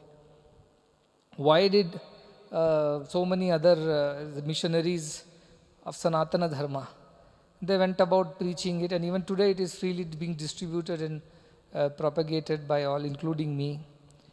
Why do we do that still? Because we are in Kali Kalam. In Kali Yuga, the interest of people in God is diminished to the lowest possible extent. And even to attract them towards God, not by enticing them with all kinds of pleasures, comfort, security, and deathlessness, or whatever, freedom from disease and poverty, not by these things, but by telling them that the purpose of life is to realize God, is very, very difficult. Very difficult in this Kali age. So what these people said, they said, at least let us give them a glimpse of what it is. And those who are attracted by it, they will anyway follow us. They will come. But for the rest of the world, there has not been even somebody to tell them what is the truth, what is the purpose. So let us at least talk about it and teach only to those who ultimately take it very sincerely. You can talk about it, but ultimately taking a shishya and teaching them should be done with great caution, with great discernment. Else it will not find its true value. That is very, very important. Upanishadic knowledge is the most valuable knowledge in the world. There are many types of shastras that Indian culture or Indian spirituality talks about. Vedas, Vedangas are there, Puranas are there, Upapuranas are there. So many other shastras, Agamas are there, Shastras are there, many. But if you squeeze them all and take out the purest essence, the uncontaminated, purified, distilled essence of all our Indian scriptures, it's Upanishads. And therefore, I am very insistent that in our university, Upanishadic studies should become very, very serious studies. The other day, I was discussing with a lady, and as they say, Sarvopanishado Gavo, Dogda Gopala Nandanaha, Partho Vatsa Sudhiya Bhukta, Dugdha Gitamritam Mahat. Gita is the essence of Upanishads, they say, because it contains almost all the ideas of all Upanishads are present in Bhagavad Gita. So we have decided that our children should learn Bhagavad Gita while they are between 6th and 10th class. So by the time they finish their 10th class, they at least have some knowledge of what it is which is there in Upanishads given to them through Bhagavad Gita. By 11th and 12th, they should all study all the Upanishads. All the Upanishads means this, at least the main 8 Upanishads they should study. And in the UG, they should further go to the third part of the Prasthanatraya, as they call the Brahma Sutras, and deeper study of the Upanishads. That should be the curriculum. For students till class 10th, anyways, they will have to study Bhagavad Gita alongside their academics. No choice. They cannot say that this, because if they say, Swami, you told Shvetashvatara Upanishad says, Na prashantam taya, I am not at peace, I cannot study. Aputraya, I am not your son, I cannot study. Ashishya, I am not disciplined, nothing. Everybody is my child, so you have compulsory to study this. You are Putraya or Putri, you cannot escape this. But once you taste it, you see, that small child, when it's given a medicine, it spits it out. It doesn't like the taste of it, because it doesn't know that it is good for it. It refuses, resists. But eventually it gets to understand that this is important for its health. And then the child is able to appreciate, and even if it's a bitter decoction, it drinks it without much complaint. So that is the idea, that children should develop a taste for this knowledge of Upanishads through Bhagavad Gita, the Prasthanatraya mainly, Bhagavad Gita. Some of the main Dasha Upanishads are there, main 10 Upanishads, and the Brahma Sutras. And alongside in the BA, which the course is coming, there is also Agama Shastras, there are various other Shad Darshanas and other things are also going to be taught so that they get a very broad and comprehensive view of the foundation scriptures of the Indian spiritual philosophies. To me, this is the most important work that has to be done in today's world. Before we find vaccines for incurable diseases, before we rush to provide care and comfort to the masses, before we do anything else, try to reach Mars, moon and the other side of the moon and wherever, the most important work that has to be done in today's time is to teach children our scriptural knowledge. These important ideas of Upanishads, ideas of Bhagavad Gita, Brahma Sutras. And along with that, you can also do Karma Kanda. We are doing pujas, homas, yajnas. There is no, somebody may think these are two very opposite things, but it is not so. See, Adi Shankara himself, you see, he has composed most of the stotrams on most of the gods and goddesses. And he also at the same time condemned the Puranas and said they are contaminated, he would call them. Because there are stories which have been twisted and turned to suit the times and needs. And suddenly you see Vishnu fighting against Shiva and Shiva angry with Brahma, and Brahma is after the life of Vishnu and Shiva, and then Devi has having her own tantrums, and Puranas is all kind of, okay, take the essence wherever it appeals to you, but the true essence of Indian scriptures comes from the Vedas, and more importantly, the ultimate Upanishad. They're called Vedanta. The ultimate epitome, consummation, the crux, the essence of all the Vedas is Vedanta. It does not mean it is at the end of the Vedas that you have to study that. It simply means it is the ultimate. Beyond that, there is nothing else. Anta means is the final word of the Vedas. Therefore, Upanishadic studies is very, very important, and many steps are being taken. I am so happy that when I listen to these children, I don't know where, he reappeared, this 10-year-old who was student of mine during Upanishad classes. He stayed through all the classes, throughout the entire session of 8 Upanishads and through all the Kathopanishad. He typed the entire speech that I gave on Kathopanishad for 1 month. You can imagine that is equivalent to 60 hours of speech. He typed it personally sitting at home and handed it over to our Prakashana team to edit and publish. So much of interest. I was with him a few days ago and I asked him, what was the most striking thought of Kathopanishad, I asked him. And he said, the idea of Nachiketa, that we are all born like seeds, you see, like a corn, and we die like the corn seeds or sesame seeds, whichever. The shloka says that sasyamapi. That is, sasya means that kind of a seed. It means like a crop that comes up today and dies tomorrow.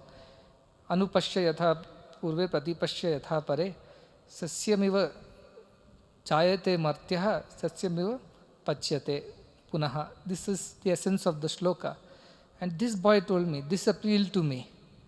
And look at that thought. The shloka says when Nachiketa tells his father, Vajashravas, that what are you doing with yourself? You're a scholar. You got to be honest and sincere in your things. You're donating old, dying cows who can't drink water, can't give milk in the name of charity.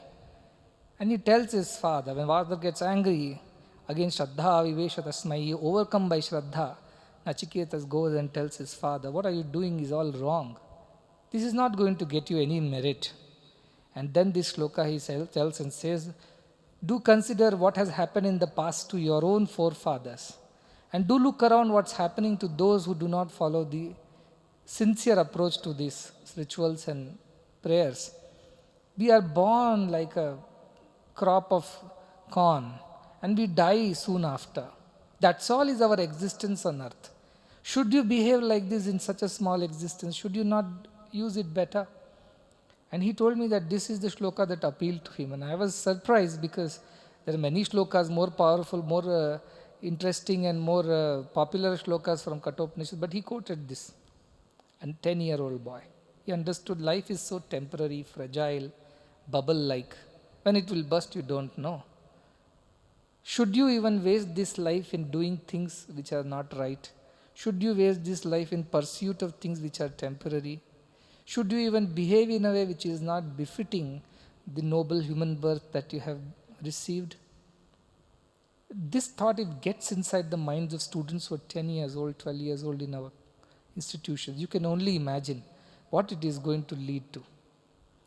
Their understanding of life, the purpose, their efforts in life will be direct toward this one purpose of achieving that realization that Aham Brahma Sarvam Brahma.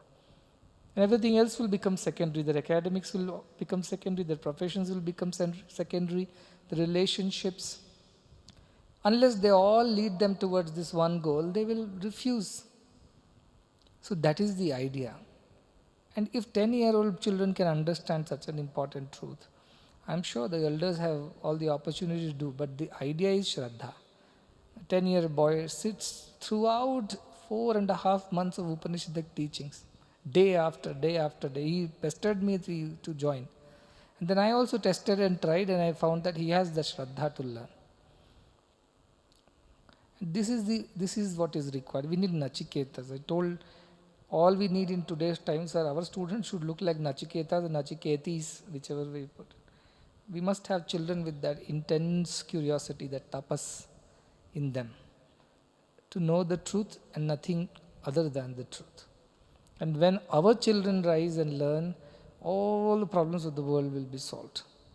And tomorrow the world will look towards India, Indian culture, Indian spirituality to find answers to those questions which they don't have answers to. And that is the time when this Upanishadic knowledge, spoken through all of you, to all the people, will become the most important knowledge of the world. So we have a great task ahead of us. We have a noble endeavor to undertake, and nothing else, absolutely nothing else other than this will help the world in the future. Not the nuclear reactors, not the environmentalists campaigning around, not the United Nations and their worldwide programs, not NATO's, nothing. The only thing that will save the world from all the misery and turn it into a real heaven is this understanding of Upanishad, if taught to the entire world eventually, slowly. And as of now, the Upanishads are not translated into several languages. They are limited to a few languages around the world. But we will do the work of translating these Upanishads to several languages. We have a big team of translators. They all have been given the task of translating the discourses so far. And thereafter, their job would be to translate the teachings of the Upanishads in their languages. More than 30-40 languages will get translated through the university's effort, and it will reach masses around the world. That's a great task ahead of us. I was telling Mr. Kageri, who had come yesterday, what was started by Adi Shankaracharya and continued by Vivekananda will be concluded by us.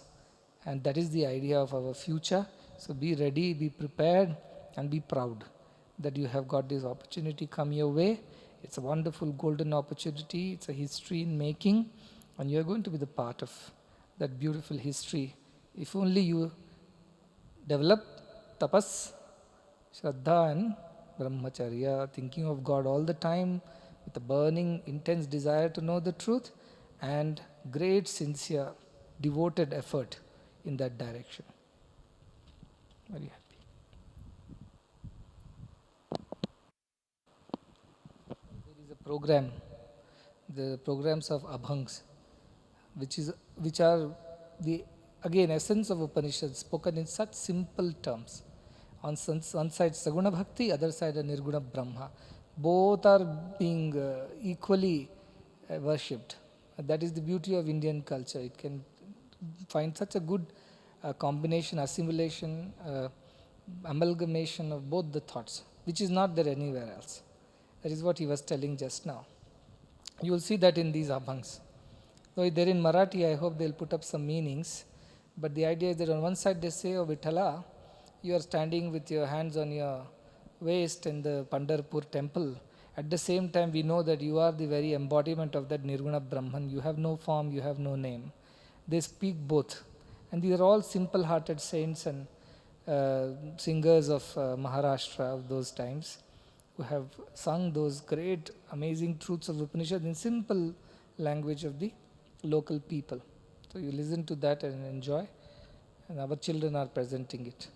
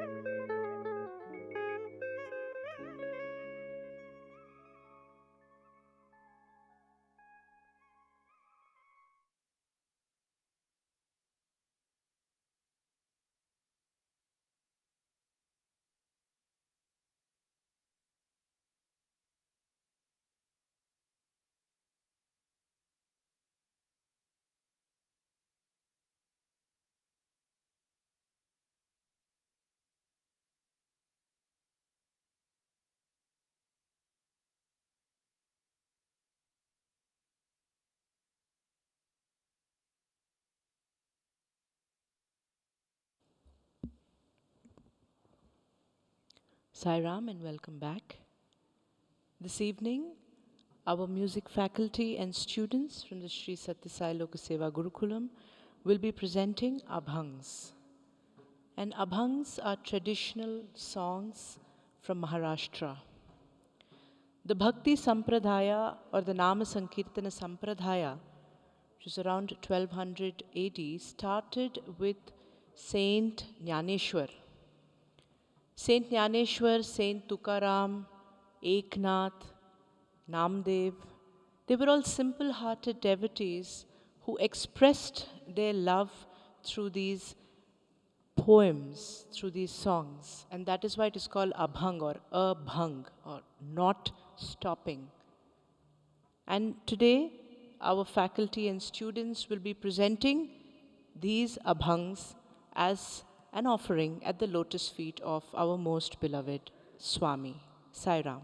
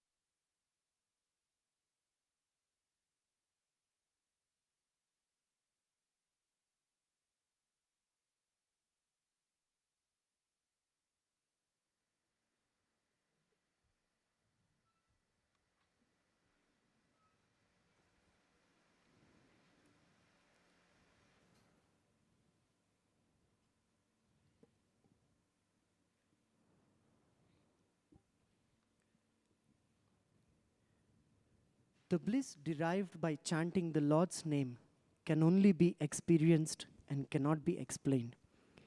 Sant Tukaram compared the Lord's name to the sweetness of jaggery. Sweet is thy name, sweet is thy form, he prays. I will ask not for anything else from you, O Lord, except the boon that you reside forever in my heart, because I know that my happiness lies at your lotus feet. This evening, we are starting the Abhangs program with the first Abhang, God Tujhe Rupa, God Tujhe Nama.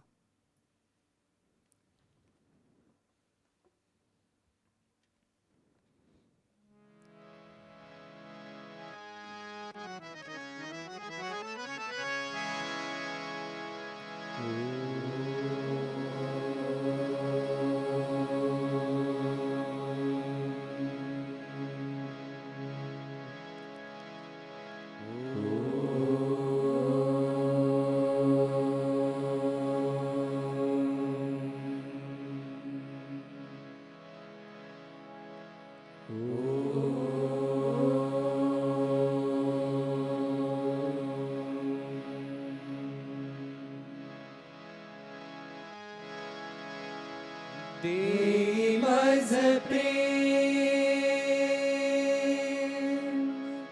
sarvakaya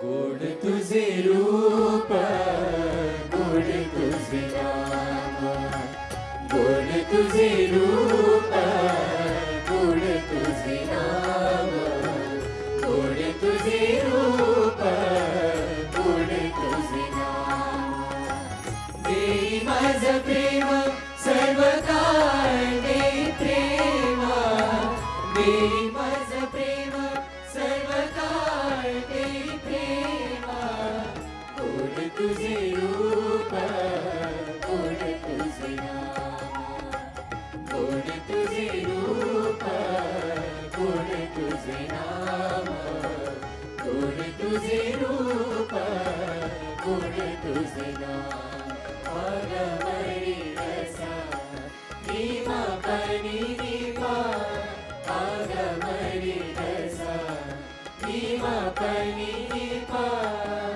निगरी सा दापा मा सानी मा पा मगरी सदी सदा माझे डोळा जळू तुझे मूर्ती सदा माझे डोळा जळू तुझे मूर्ती सदा माझे डोळा जळू तुझे मूर्ती रखुमाईच्या पती सोयरिया रखुमाईच्या पती सोयरिया गोड तुझे रूप गोड तुझे नाम गोड तुझे रूप गोड तुझे नाम गोड तुझे रूप गोड तुझे नाम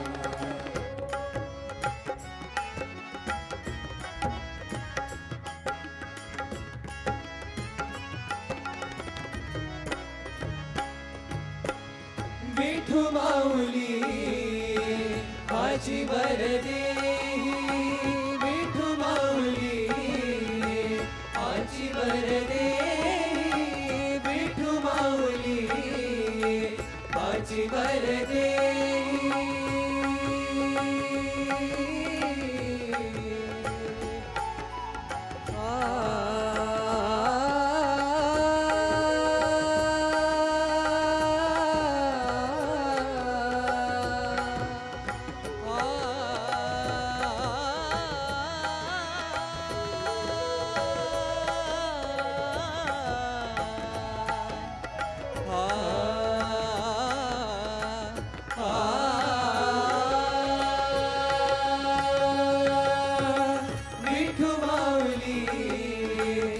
माझी वरदे विठू माऊली माझी वरदे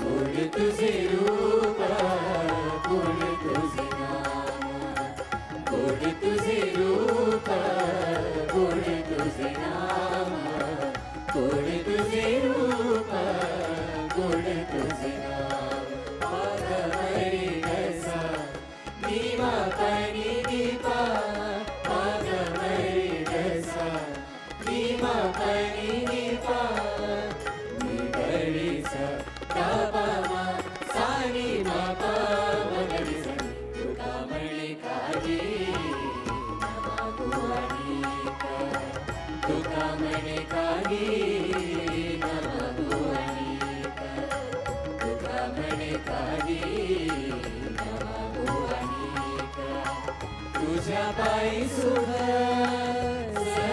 सर्वाय तुझ्या पायी सुख सर्वाय गोड तुझे रूप गोड तुझे नाम गोड तुझे रूप गोड तुझे नाम गोड तुझे रूप गोड तुझे नाम देई माझं प्रेम सर्व काळ देई प्रेम देई माझं प्रेम सर्व काळ देई प्रेम गोड तुझे रूप गोड तुझे नाम गोड तुझे रूप गोड तुझे नाम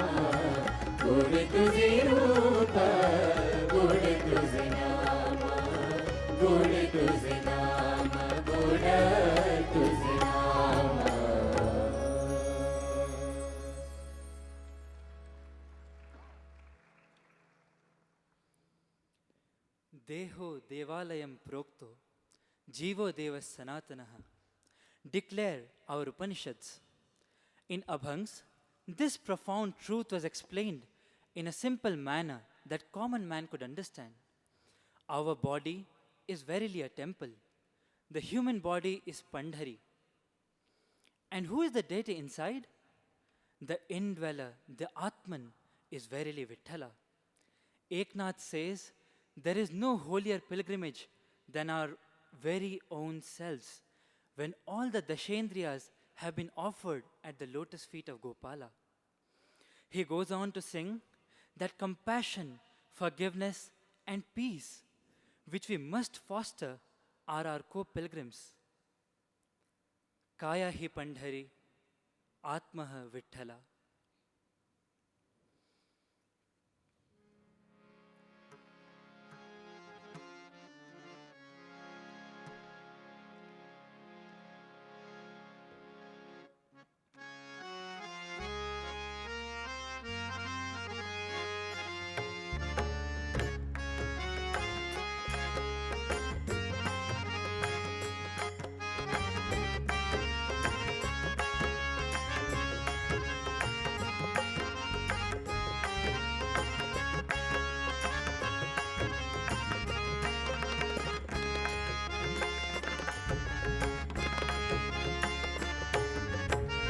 काया ही पंढरी आत्मा हा विठ्ठल काया ही पंढरी आत्मा हा विठ्ठल नांदतो केवळ नांदतो केवळ नांदतो केवळ पांडुरंगा काया ही पंढरी आत्मा हा विठ्ठल काया ही पंढरी आत्मा हा विठ्ठल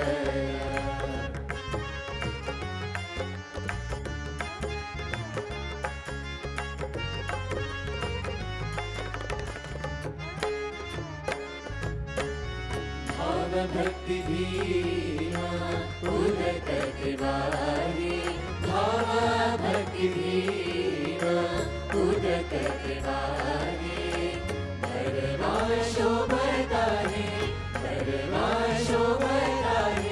पांडुरंगा काया ही पंढरी आत्मा हा विठ्ठल काया ही पंढरी आत्मा हा विठ्ठल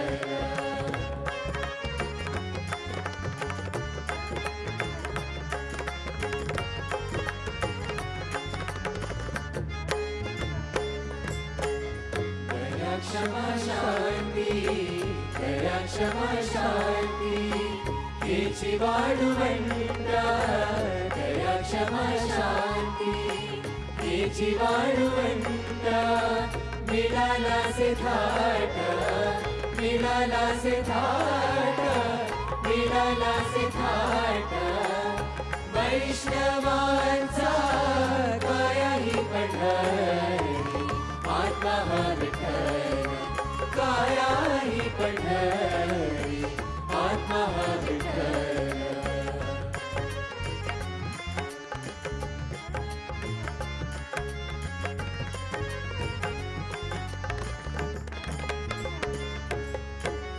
ज्ञान ध्यान पूजा विवेकानंद ज्ञान ध्यान पूजा विवेकानंद आजी वेणु नाना शोभता से काया ही पंढरी आत्मा हा विठ्ठल काया ही पंढरी आत्मा हा विठ्ठल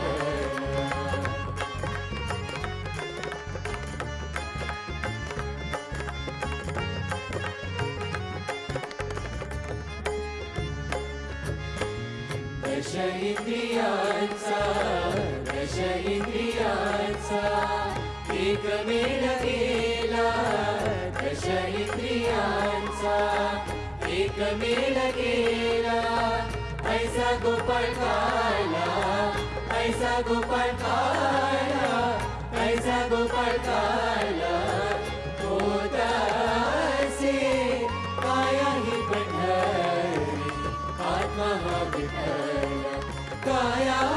पंढरी आत्मा हा Vitthal.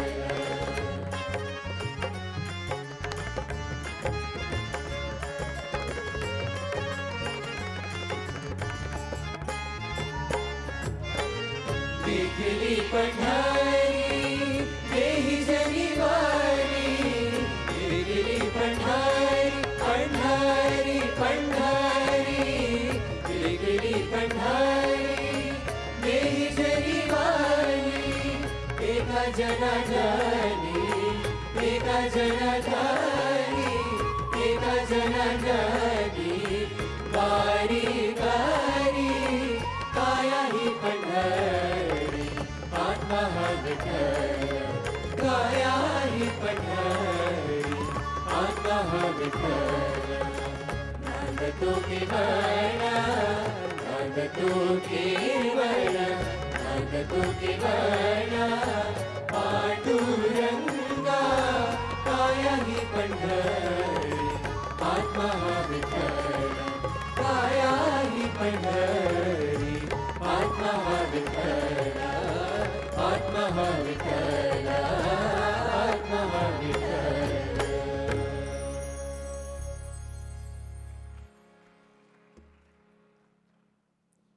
Sakhyam or friendship with the Lord is one of the Navavidha Bhakti Margas for a devotee.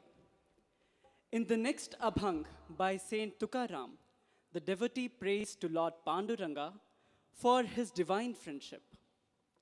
To that Lord who liberated Prahalada and Dhruva, seating them on his own lap, Tuka prays not for money or prosperity, but for the only blessing of satsang, to be in the company of holy people, so that he may always remember the Lord in every moment of his life.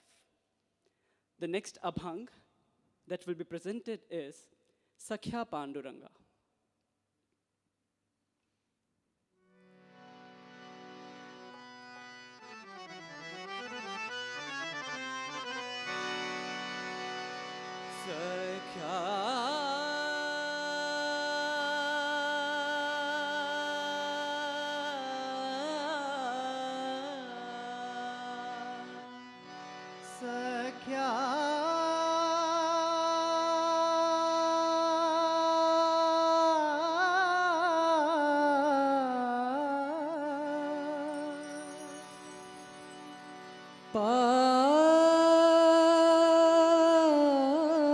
Panduranga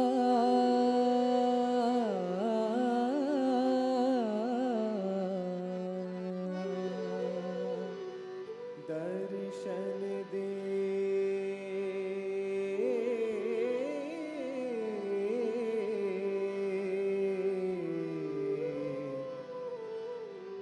दर्शन दे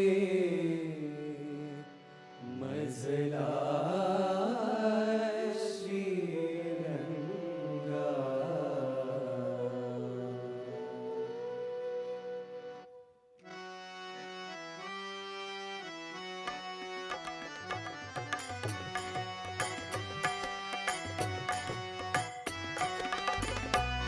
सख्या पांडुरंगा देवा हो सख्या पांडुरंगा देवा हो सख्या पांडुरंगा दर्शन दे मजला श्रीरंगा दर्शन दे मजला श्रीरंगा सख्या पांडुरंगा देवा हो सख्या पांडुरंगा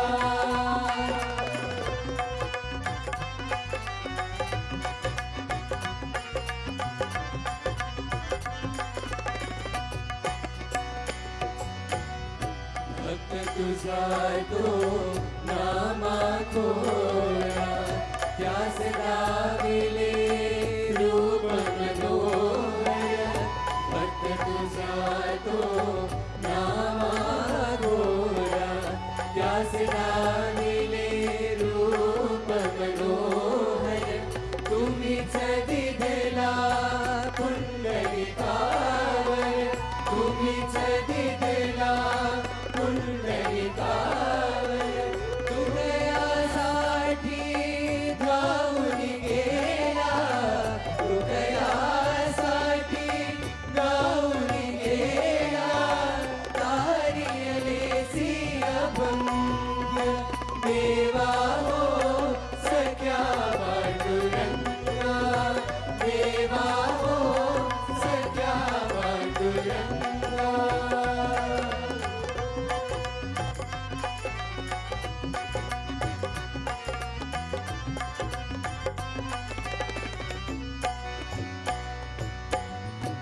उद्धरिले तू ध्रुवबाणाला तारियले तू प्रहलादाला उद्धरिले तू ध्रुवबाणाला तारियले तू प्रहलादाला अशी तुझी ही अगाध लीला अशी तुझी ही अगाध लीला तारियले अभंग देवा हो सख्या पांडुरंगा देवा हो सख्या पांडुरंगा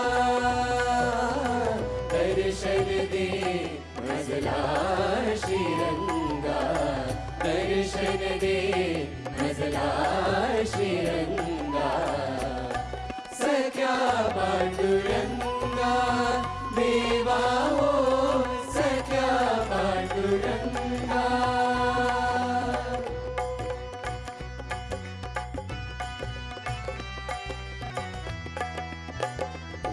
चिदान देग देव तुझ विसरण बाबा विसरण बाबा तुझ विसरण बाबा गुण गायन आवडी हेची माझी सर्व जोडी माझी सर्व जोडी हेची माझी सर्व जोडी न लगे मुक्ती धन संपदा न लगे मुक्ती धन संपदा संत संग देहि सदा संत संग देहि सदा संत संग देहि सदा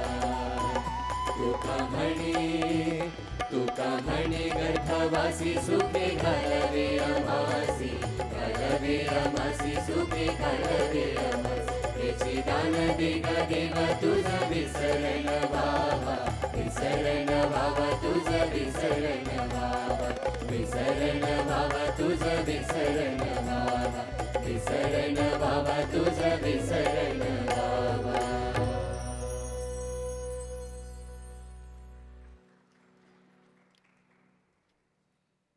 In the next Abhang, Sant Namdev says, everything is Vithala. The holy place is Vithala. The deity worshipped is Vithala. Vithala is our mother. Vithala is our father.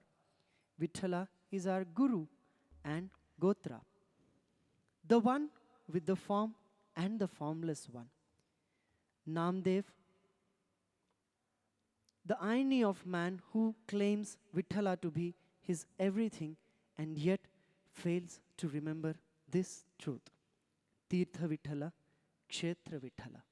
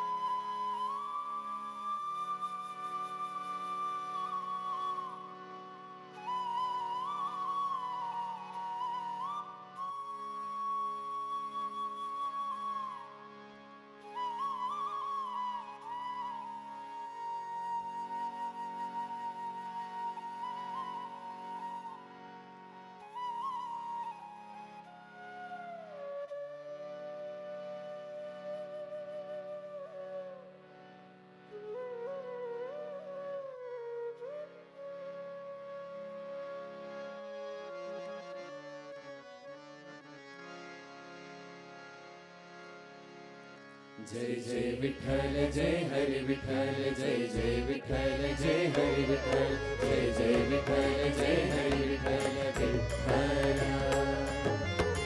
देवा विठ्ठल देवा पूजा विठ्ठल देवा विठ्ठल देवा पूजा विठ्ठल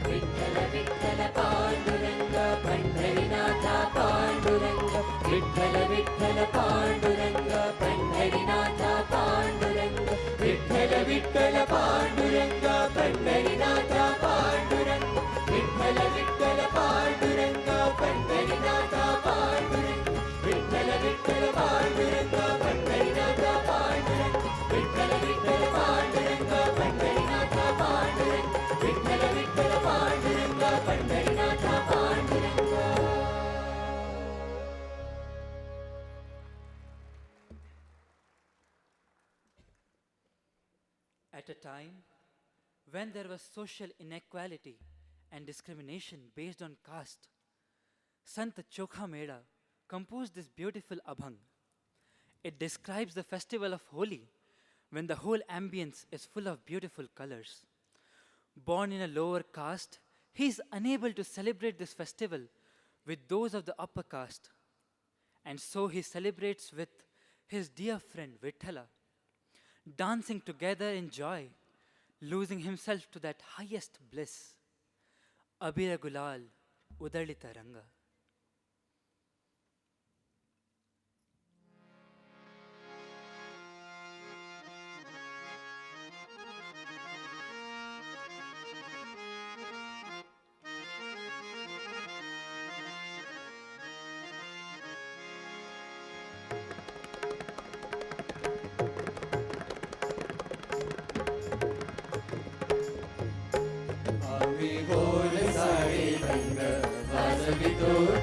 मृदंग आम्ही होन सारे रंग वाजवितो टाळ मृदंग अबीर गुलाल उधळीत रंग अबीर गुलाल उधळीत रंग नाथा घरी नाचे माझा सखा पांडुरंग नाथा घरी नाचे माझा सखा पांडुरंग अबीर गुलाल अबीर गुलाल अबीर गुलाल उधळीत रंग रंग रंग नाथा घरी नाचे माझा सखा पांडुरंग नाथा घरी नाचे माझा सखा पांडुरंग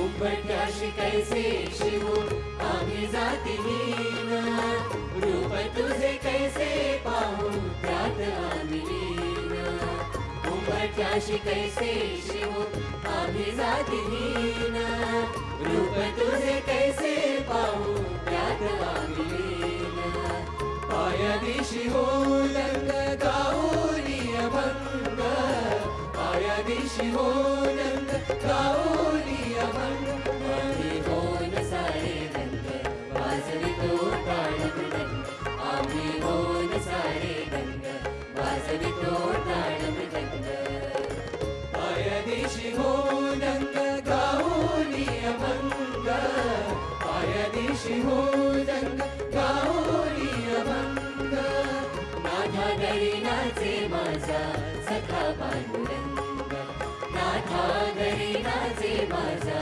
सखा पांडुरंग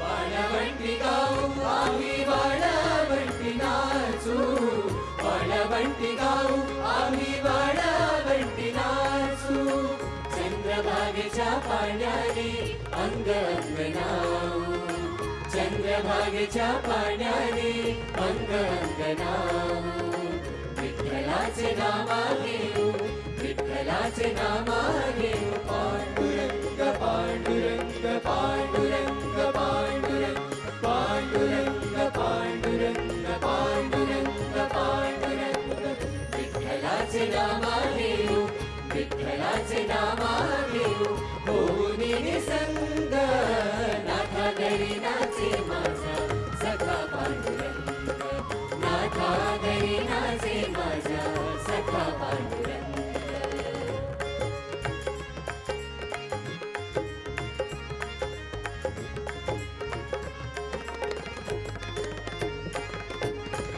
आषाढी कार्तिकी भक्त जन येती पंढरीच्या वाळावंटी संत गोड होती आषाढी कार्तिकी भक्त जन येती पंढरीच्या वाळावंटी संत गोड होती सुखामणे नामा घेता सुखामणे नामा घेता भक्त होती दंग नाथा घरी नाचे माझा सखा पांडुरंग नाथा घरी नाचे माझा सखा पांडुरंग अबीर गुलाल उधळीत रंग अबीर गुलाल उधळीत रंग नाथा घरी नाचे माझा सखा पांडुरंग नाथा घरी नाचे माझा सखा पांडुरंग अबीर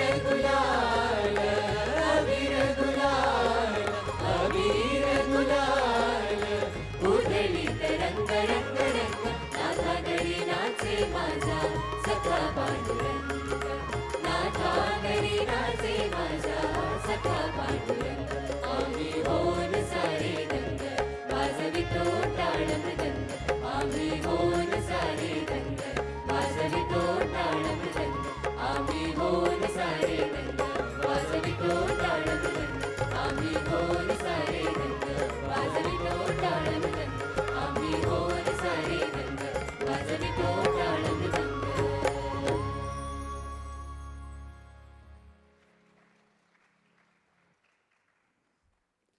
divine will pervades in everything that happens in the world, within and without.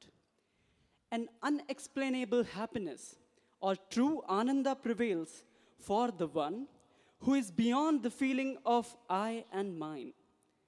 Tukaram says that each atom in his body is reverberating with happiness. He has nothing to say or desire, for womb desires what mother desires, and what mother desires, womb desires. These two are inseparable. In the same way, let us not have any desires of our own and make this an opportunity to lose our individual selves in the realization of that matchless ultimate one by listening to this beautiful Abhang. Ananda che dohi Ananda Taranga.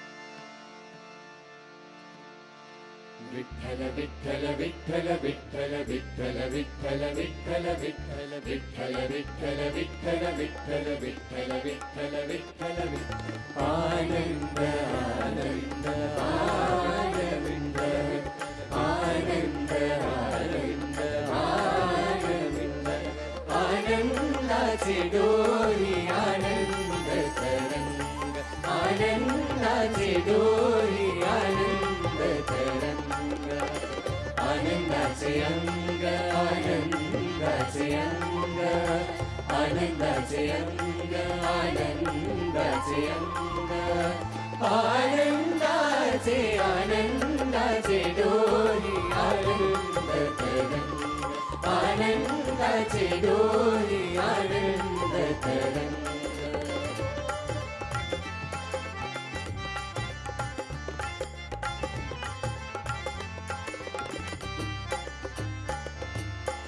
काय सांगू झाले काहीची अपाही काय सांगू झाले काहीची अपाही पुढे चाली नाही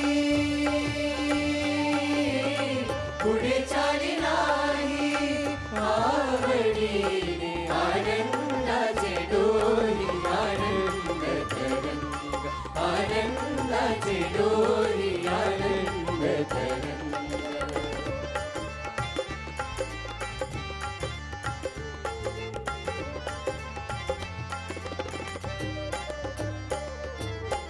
गर्भाची आवडी मातेचा डोहळा गर्भाची आवडी मातेचा डोहळा तेथेचा जिव्हाळा तेथे बिंबिंबे तेथेचा जिव्हाळा तेथे बिंबे आनंदाचे डोली आनंद तरंग आनंदाचे डोली आनंद तरंग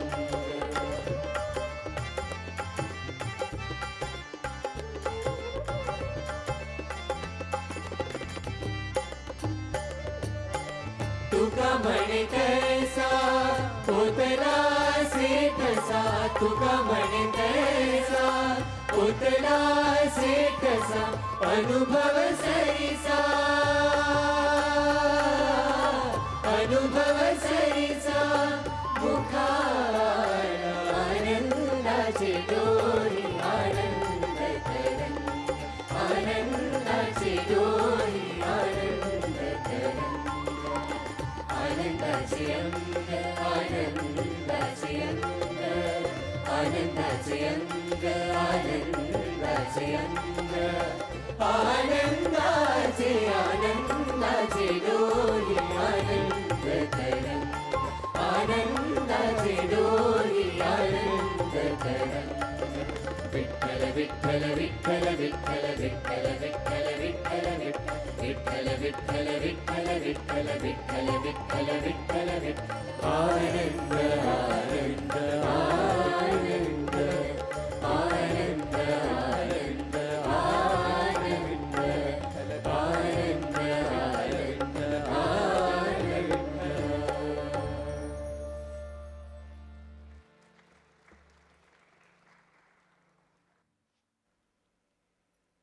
In this Abhang, Namdev describes Panduranga thus: the great king of Pandaripur, who is beyond Vedic descriptions and attributes, is the formless supreme Brahman who tastes Namdev's kheer and takes care of the cattle of Sokabha. He is the one who stands in soulful response to Pundalika's devotion on a brick. He is the supreme soul of Pandharpur. Come, join us in worshipping his name, Kannada Raja Pandaricha.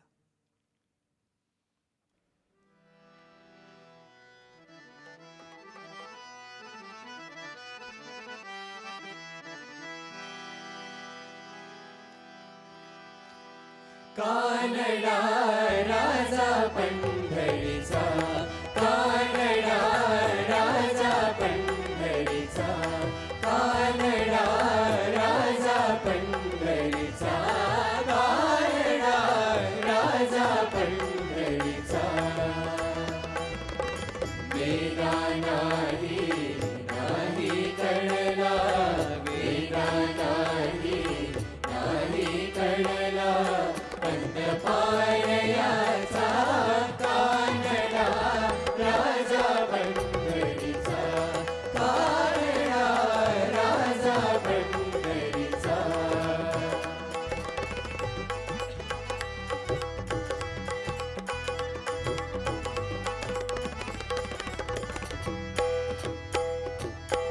निराकार तो निर्गुण ईश्वर, जैसा प्रकटला ऐसा विठेवर. निराकार तो निर्गुण ईश्वर, जैसा प्रकटला ऐसा विठेवर.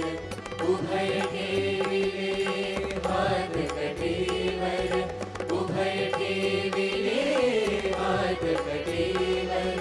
पुतळा चैतन्याचा,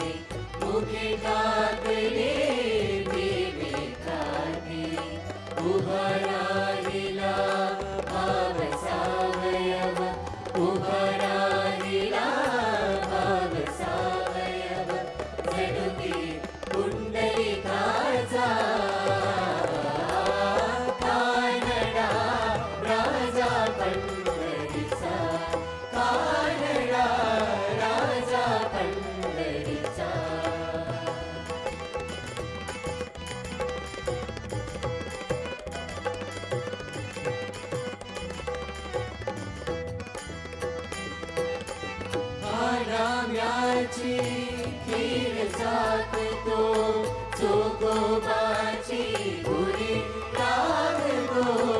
आनाम्याची खीर साकतो चोगोबाची गुरी लागतो. आनाम्याची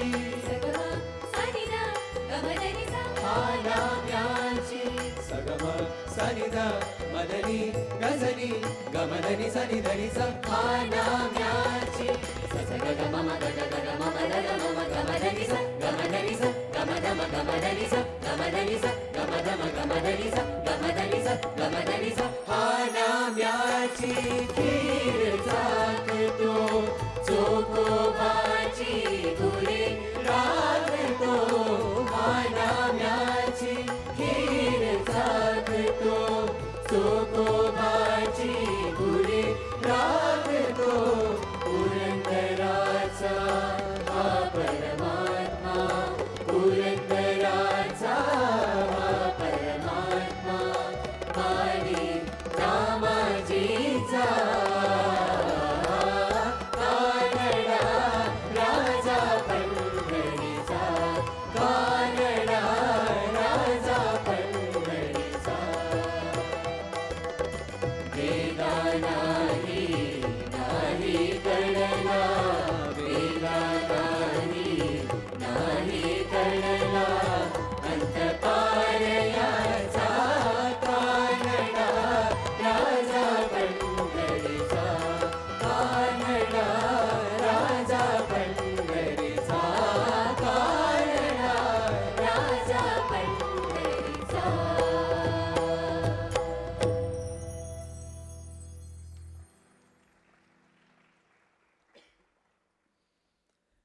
next Abhang, Sant Eknath extols Pandhari as his mother's home. Mazhe Maher Pandhari. He says, Lord Vithala is my father and Rakumai my mother. Pundalika is my relative whose fame cannot be described, and river Chandrabhaga is my sister, bathing in which I get redeemed of all sins. Mazhe Maher Pandhari.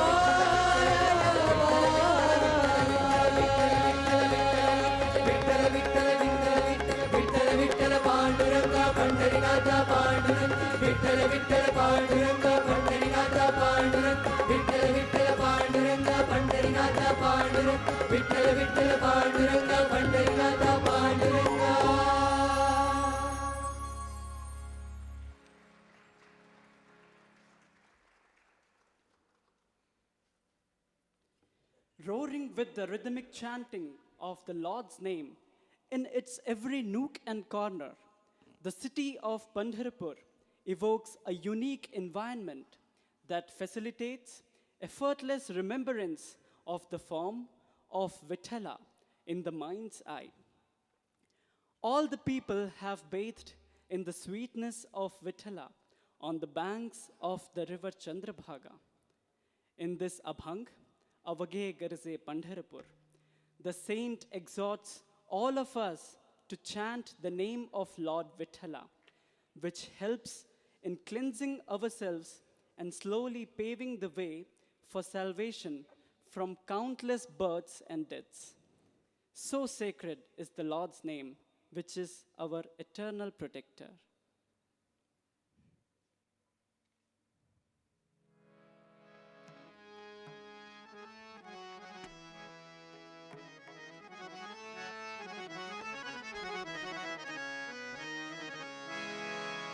हे अवघे Garje Pandharpur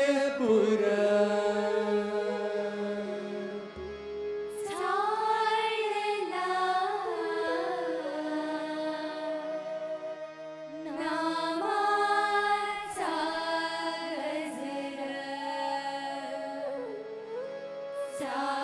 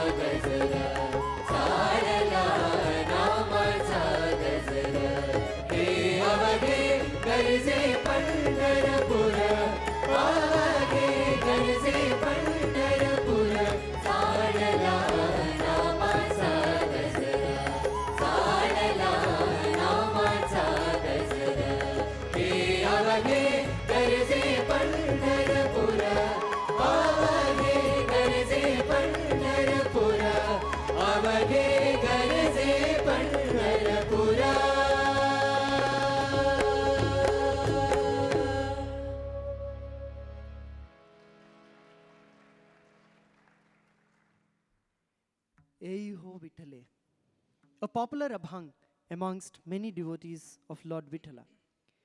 This Abhang has a profound meaning for all of us.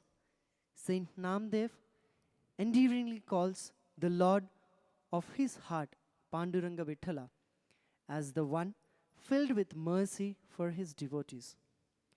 Adorned in shimmering yellow attire, he has a complexion as incomparable as the rainy cloud heavy with waters. O Holy One, who lives in the milky ocean and who is the mother of this universe, O King Keshava, please listen to our plea and give us salvation. Such is the earnestness shown by many of the saints and sages. It is our prime responsibility to follow this golden path and allow our lives to be consecrated at his lotus feet. Eiho Vittale.